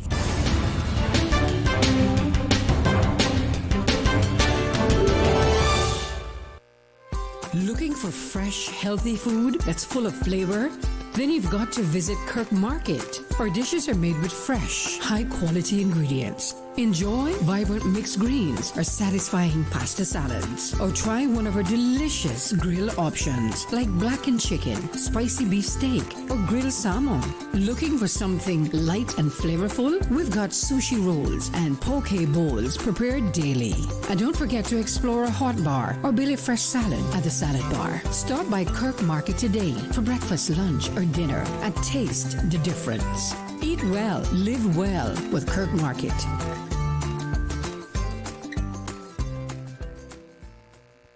Accidents and illnesses can strike without warning. Ouch! When it comes to urgent care, every second counts. At Doctors Hospital, we have a dedicated team of experienced doctors and nursing staff available to you 24 hours a day, 7 days a week. Don't waste time in an overcrowded emergency room when you need urgent care. Whether it's a broken bone, a severe infection, or a sudden illness, trust in Doctors Hospital's unwavering dedication to providing the best immediate care. For complete urgent care when you need it the most, choose Doctors Hospital, located in Georgetown, 16 Middle Road. Shipping to the Cayman Islands is fast, reliable, and seamless thanks to Cayman Airways Cargo. Need it faster than ocean freight? Cayman Airways Cargo offers multiple cargo flights to Grand Cayman from Miami weekly, so your packages, whether big, small, or in between, will arrive in no time. You can even use a Cayman Airways Cargo US address for your online shopping. Cayman Airways Cargo is also the only carrier providing air freight services for Cayman Brac and Little Cayman. Contact us today and see why Cayman Airways Cargo was voted as Cayman's best cargo and logistics company in the Best of Cayman Awards. For details, visit caymanairways.com/cargo. Stay cyber secure with Cayman National. Here are a few tips that will benefit you. Ensure to log out completely when you finish any online banking activities. Be aware of phishing attempts and only click links from trusted sources that are sent from your device through emails and messages. Remember, Cayman National will never ask you for your credentials. If you suspect a fraud attempt or that your account has been compromised, please immediately contact our customer support team at 949-8300. The 6:15 Weather Report, Monday through Friday, is proudly sponsored by CG Britke. Insurance, health, pensions, life, where people come first. Radio Cayman's Talk Today.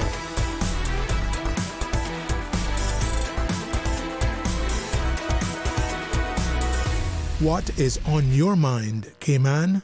Hey, welcome back, and thanks for joining us, and thanks to Miss Ventisha Conley and the excellent company of being able to also welcome Miss Carmen and Godfrey. Ladies, thanks very much. You know, I'm glad yesterday a couple of callers and then some after saying, boy, you should keep singing. I like that people are so encouraging. I know what Miss Ventisha said, no, she named somebody else. She said I shouldn't sing, so I will listen intently. Miss B, how are you? Good afternoon, Sterling. Good afternoon to the listening audience in the Cayman Islands, but especially on the beautiful, beautiful islands of Cayman Brac and Little Cayman. And those in the back of ski. Yeah. Right? Okay. That's right. Anybody in Vicksville? For sure. Of course, most definitely. you Good go. afternoon to Vicksvillers as well. See? You share the love. So, Sterling. Yes, ma'am. I can start off by asking, who told you keep your singing job? Hang on. I'm going to invite those who like my singing to call in. Encourage. Make a joyful noise. That were auto-tuned. You see your friends? Well, what they say, New Broome Street's clean, but the old one knows all the corners. No, but the joy that music brings, right? Oh yeah. Early, Glenn and Angle came along and got the opportunity through him to meet people I've never met before, and the fine gentleman, Richard and Leon there, but his was Rebecca, and understanding. As she was speaking, I was thinking to her what I expected our conversation would be like.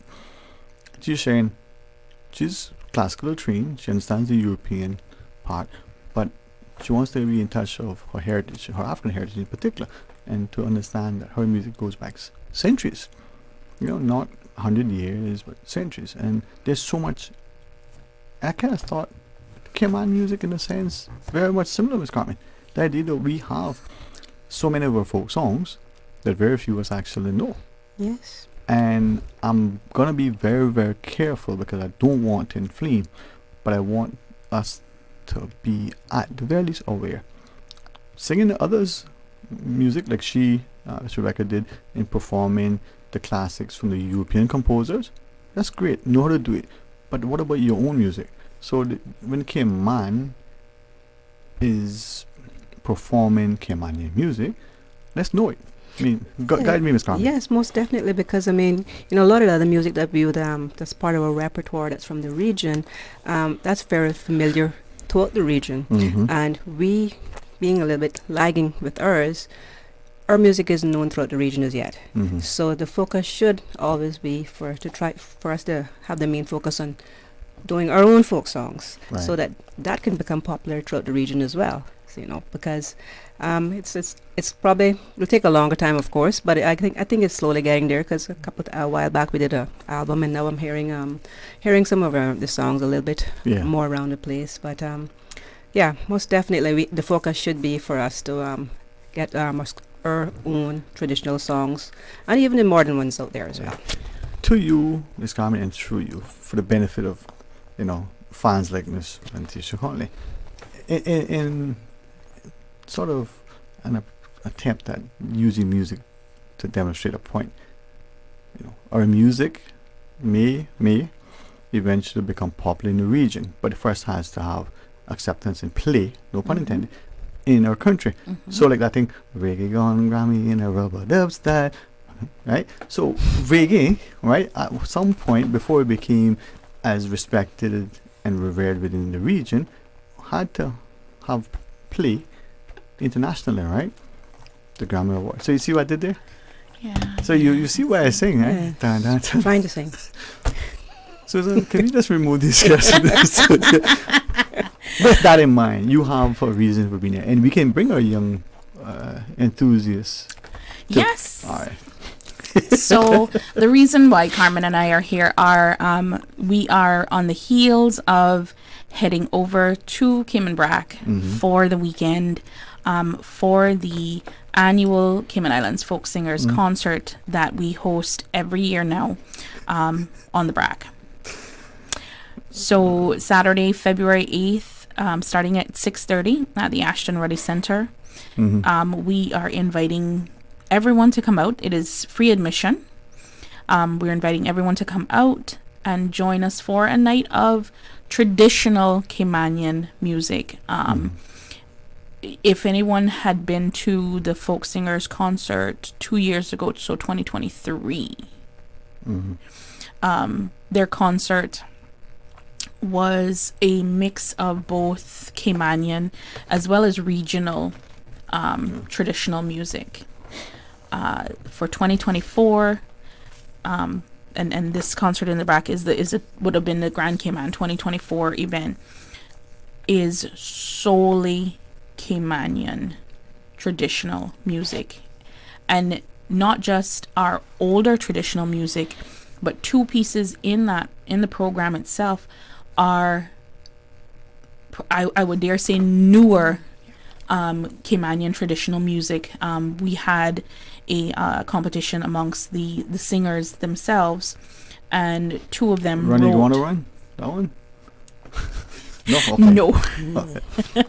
Two of them wrote songs. One was featured last year during Emancipation Day, and then the other one was featured in our and debuted in our concert here in October last year.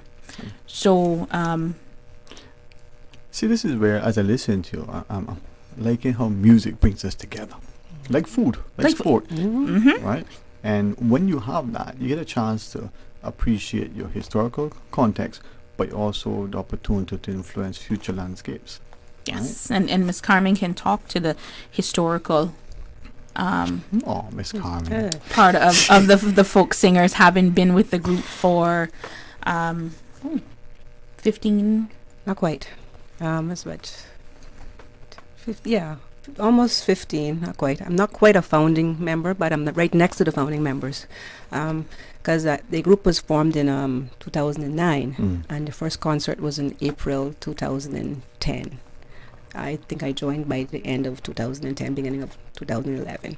And you know what? Throughout the years, we've seen a lot of people come and go.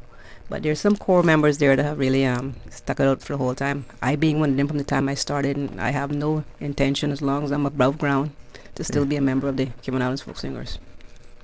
It's something that I'm inclined to ask. In many ways we can contribute to our society, but there are many ways we can gain. Being a part of the folk singers, you get an appreciation of your musical repertoire. You get to appreciate that there's so much about that you don't know. Yes, because a lot of the songs are basically like telling stories as well, you know, about places. Like, for example, the song Beef and Keen Peace. You know, go and ask someone, do they know where Keen Peace was? They don't know. Oh. But, you know, if you give the history of the song, which what we've done now in the last concert, we've kind of added a little bit more of a, like, drama to the concert, not just straight singing. And that went over very well. But like I was saying, definitely, with the songs telling a story, it tells you about your history and, you know, heritage of the island. So that's a good positive thing that everybody should be, you know, young and old generations here. And in the Cayman Islands, we should be embracing it, and we should be hearing some of our music on air every day. Very much inclined to that. We have a caller, Miss Susan. Miss Carmen Godfrey, Miss Ventisha Connolly. Ladies, the headsets, I can promise you, like the studio and all the staff here, there's a sense of sanity as it's been sanitized. Let's take this call. Hey, welcome. Thanks for sharing.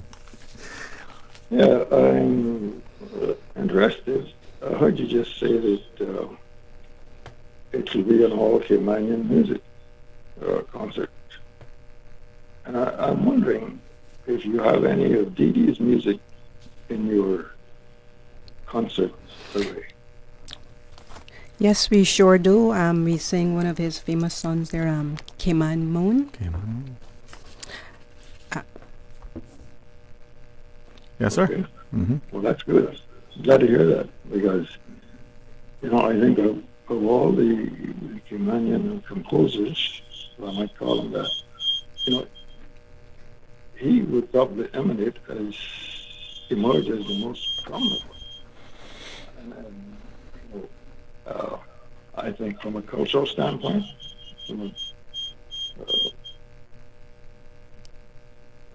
yes, we have access to his other songs as well, so perhaps down the line we may definitely add one or two of his other songs to our repertoire, perhaps.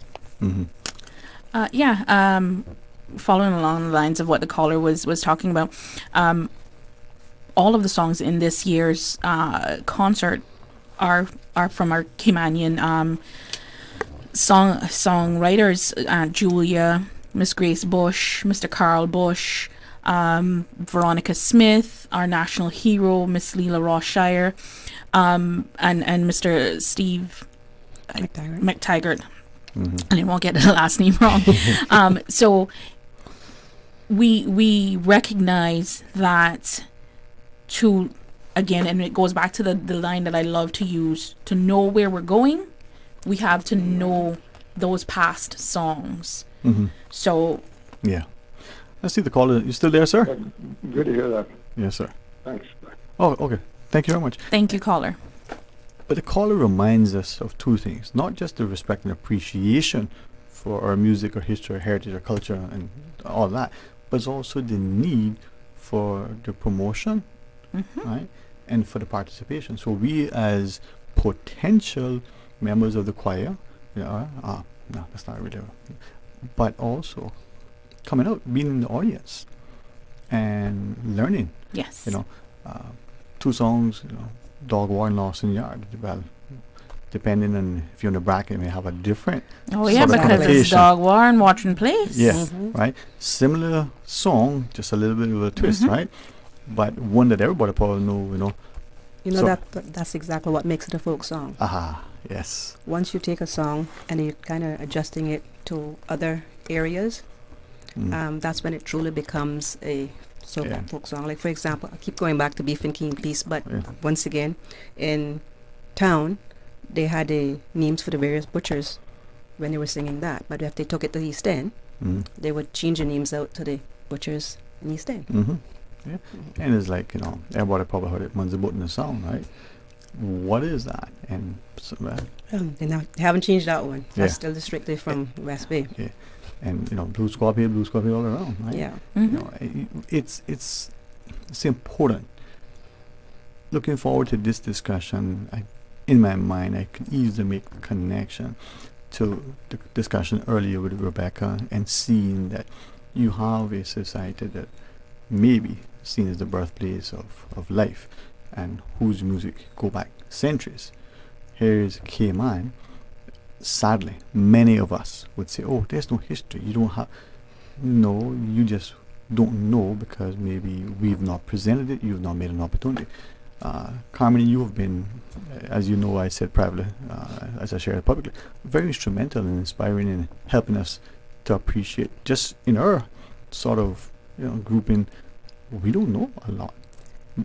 Yeah, we don't know a lot, and I find some of the time some of us don't want to know a lot. It's like as if we were ashamed of our heritage and our culture, and I don't understand why. Everywhere else can be so proud of what they have to offer that's unique to them, but for some reason, some of the times around here, it's like, oh, don't bother with that. But no, that's who we are, and we must embrace that and continue that on for the previous generations to know about it. And now we, as the generations coming up, we are the ones now that have to try to preserve this and get it out there to the younger generations. Get it out there, even if it means a little alterations that they can accept it a little bit more. That would help, and that's what the folk singers is there. We're trying to get our songs out there, and there's so much more songs that we could that could be added down the road, because it's something that probably we'd keep on once or twice. Some people have approached me and they're telling me about these other collection of songs. I haven't seen them anywhere, but they're there somewhere. So if someone has them, please get a copy to one of us. We would love to add songs that are a part of our culture and part of our heritage to our repertoire. There is one book, Islands Past, and it has a collection of songs in it, and we have made it a point that we are learning what we don't know out of it yet. We're learning those songs so that we can start to share them with our audiences. And as you shared, this Saturday on the BRAC, I think those of us who either are from there, have family connections, understand the respect and appreciation that is the BRAC for everything that is unique and special, and maybe taking a page, being a part of the audience, but borrowing that energy so that we bring it to the national stage. And music is a great way to do it. I commend you for it. I'm honored that you would, accommodate your schedule to come back. Thank you for that. So that, if you want to back, we can come up. But for those who don't show up, and even if you're in Grand Cayman, come up for the weekend. Go over. Thanks for the invitation. Thank you. Yeah, Cayman Airways has flights over. You can come up on Saturday afternoon, catch the concert at 6:30 at the Ashton Raleigh Centre that night, and then fly out the next morning and be back here in time for church. Yeah, they're that convenient. Places to stay. Places to stay. The Alexander Hotel is there. There's a few Airbnbs.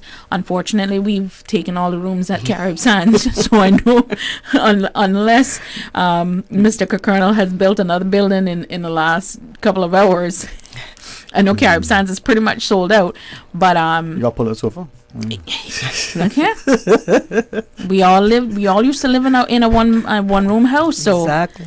Cut your seat somewhere, buddy. Exactly. But yeah, folks from Grand Cayman, if they want to come on over, please feel free to call up Cayman Airways and book your ticket. Come on over, join us. Like I said, the admission is free to this event, and refreshments will be on sale. We have a young lady who is one of our Proud of Them awardees, recipients in the Rising Star category. Her and a bunch of the youth are doing the food sale there, so it's benefiting back into the community. So, yeah. Let me ask, and you don't have to answer now, right? Because there's so many. But thus far, Mr. Teacher, of all of the Cayman folk songs, are there one or two that really resonate with you that you kind of like? I can't say that there's just one or two. Having now spent one solid year as a manager of this group, I find myself singing the little songs when a tune hits me, and it's like, oh, I really was paying attention because now I know the words to this song, and they'll tell you because they've tried to get me to come and sing with them on stage. That usually when we're at rehearsals, I'm singing in the back. I'm off to the side and I'm singing with them because I've sat there and I've listened to the songs. I've listened to the history of the songs, because the one thing Carmen and some of the founding members do very well is when we pull a new song into the repertoire, and I shouldn't say new song, but we pull a song that isn't widely sung and often sung, they take the time to remind us the background of that song. Right. So, when I first joined, there was one Limestone Schoolhouse by the Sea. Yeah, and beautiful song, but I didn't know.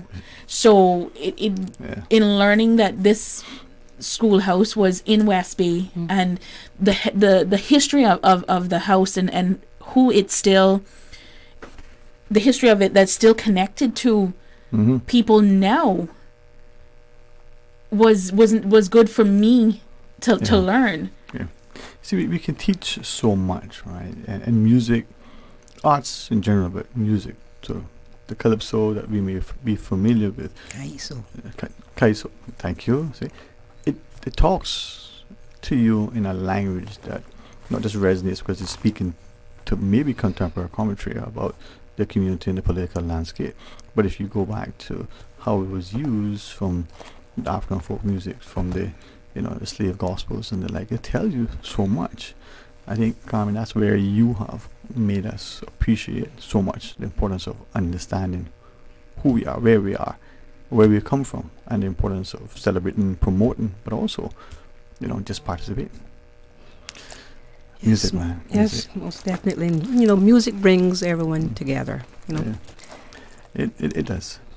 It unifies. I shared it before, and I'm inclined to say it again. Music does not need permission to enter your mind. So be conscious of what you consume. And if you bring something that nourishes you spiritually, emotionally, it lifts you up. It can make you feel so motivated that you are speaking with such an impassioned plea that you're not impertinent, but at the same time, you're not so passive that people can trample you. And music for me gets me through the day. There are some songs that when I am it's just me in the office, especially late in the afternoon, and I'm trying to get through I need to get through. That's when I really find myself singing the folk songs, because it's like, okay, I need a little pick me up. And a lot of our folk songs, while some of them are very love songs and very sweet and ballads, there's a lot of them that are pick-me-ups. Yeah.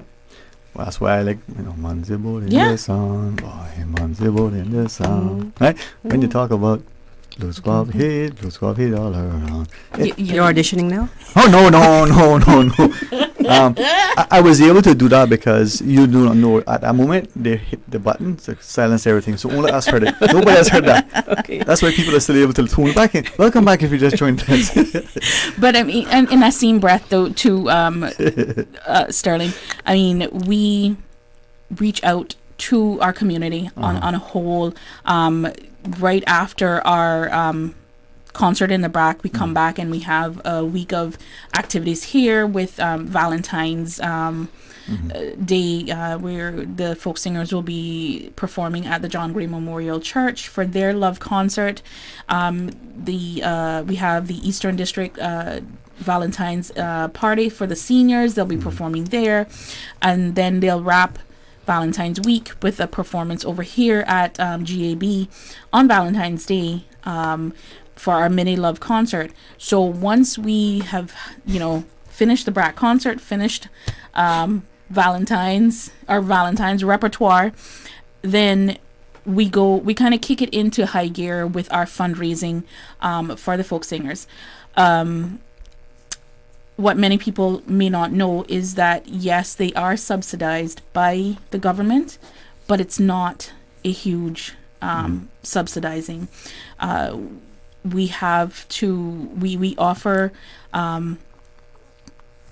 their services for free of charge. We don't charge people. What we do ask them for, if they want the folk singers to come out and the folk singers are able to, is to make a donation to the folk singers, because those donations then turn around to pay for new uniforms, for the refreshments that they get during rehearsals, and so on and so forth. But it also helps to contribute to training for them. What has been done in the past, we have either brought folklorists and musical. I'm looking for a word and I'm lost right now. So like for the directors and instruction, right? Training. So we've brought people in. We've taken folk singers abroad, so that, because learning from others helps to benefit our group here. So the costs on those things, it does cost. So we will be going full-fledged for the latter part of February into our fundraising efforts for the Cayman Islands folk singers. So I will say to businesses and individuals out there that if you would love to come on board as a sponsor, please feel free to reach out to us at the ministry, or reach out to any of the folk singing members, and they'll get you in touch with me. But we will be putting out fundraising letters to different businesses and individuals seeking that partnership. Well, as I asked you both, but as a manager, Santisha, to remind us of the different events if you choose, especially this weekend. Quick question: if anybody wants to join the folk singers, get more information, see if it's something that not only is a good fit for them, but they're a good fit for it as well, how would they go about it? I'm not asking for a friend, okay? You're not asking for yourself? Feel free to reach out to myself. I'm reachable in the ministry, ysch-events@gov.ky, 926-0633, or reach out to any of the folk singing members that they may know, and they'll get them in touch with me. We do have audition calls that we put out probably every 6 months, and our last audition call garnered us 4 new members. So we're growing. We're growing. We're just about at 30 persons right now. And how many people do you have? I want to say it's either 28 or 29, almost 30. Including the musicians. And including the musicians, and we welcome musicians also. We have a fiddler, we have a guitarist, a keyboardist, and a drummer. But we would love if. What you need is a sterling effort now. What instrument you play? I gotta be Miss Susan. Sorry. Jacks. But we do have calls. We put out audition calls, and you go through a little audition. If we think you're going to be a good fit, we have you interact with the group so that we understand, because a lot of it too has to go with fit. Just because you can sing. Oh, thank you. See, I knew you thought I could sing. Just because you can sing. For those who are watching, she pointed to Miss Carmen. Doesn't mean that you're gonna mesh well with the group. And thankfully, what we've had so far, the integration of old and new members has been very, very good. So feel free if you want to join.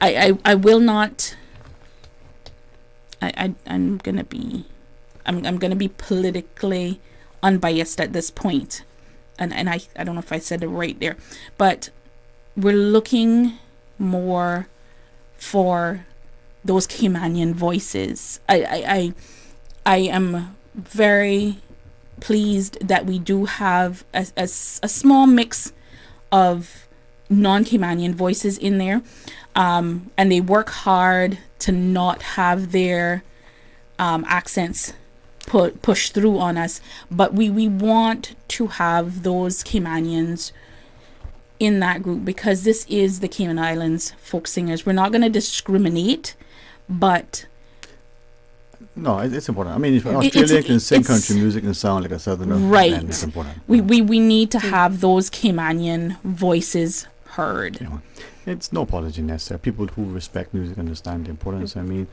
you know, Nicole Kidman is a phenomenal actor. You wouldn't know that, you know, that she's from here, there, by the roles she plays, right? So that's what you're asking for. Yes. Yeah. So, but yes, so feel free to reach out to myself, reach out to Carmen. Wardley Conley is another one. Zita Mae Bodden, Miss Lorna Reed. There's a host of Renee Barnes, Renee and her daughter, Renita, are members of the group. And I hopefully in a few years, Renita's daughter, who has attended some practices with us, is one of our youth folk singing kids. So it's generational in some respects, and that's what we were trying to push also, so that, you know, we don't lose. Well, I prayerfully, you know, publicly petition that you have a wonderful, safe trip over Nebraska and an amazing evening. Looking forward to between now and, you know, as you wish, to the Minute Love concert for next Friday, Valentine's Day, or any other event. I want us to access our history, heritage, or songs, and like you do, hum and like I do, try to sing, but it brings joy to the soul. It reminds you of who we are, and it gives you a strong appreciation.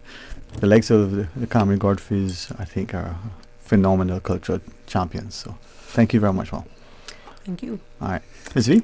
Thanks, Sterling, for having us. And again, to our Cayman Brac audience, if you are doing nothing on Saturday night, come join me at the Ashton Center at 6:30 for the free Cayman Islands Folk Singers annual concert. Echoes of Our Islands, A Journey Through Caymanian Heritage. Admission is free. Light refreshments will be on sale. Come out, join us, be a part of learning our culture and heritage. And hey, if you want to, because we never stop anybody, but if the spirit hits you and you want to get out there and attempt to do Wardley's kick up, and we're gonna patent that. We can patent that, because that is the Wardley kick up. She had to go there. Or you want to dance as the performance is going on, there'll be enough space there, if that, you know, you can do that too. Yeah. And if you want to sing along, sing along. And if you're with me, do it quietly. Okay. Yeah. Thank you both very much. Thanks Always a for having pleasure. us. Thanks for having us. And thanks to those who participate in keeping our history and heritage alive, supporting and promoting our culture. All right. We know we got some stuff for tomorrow, but we'll tell you.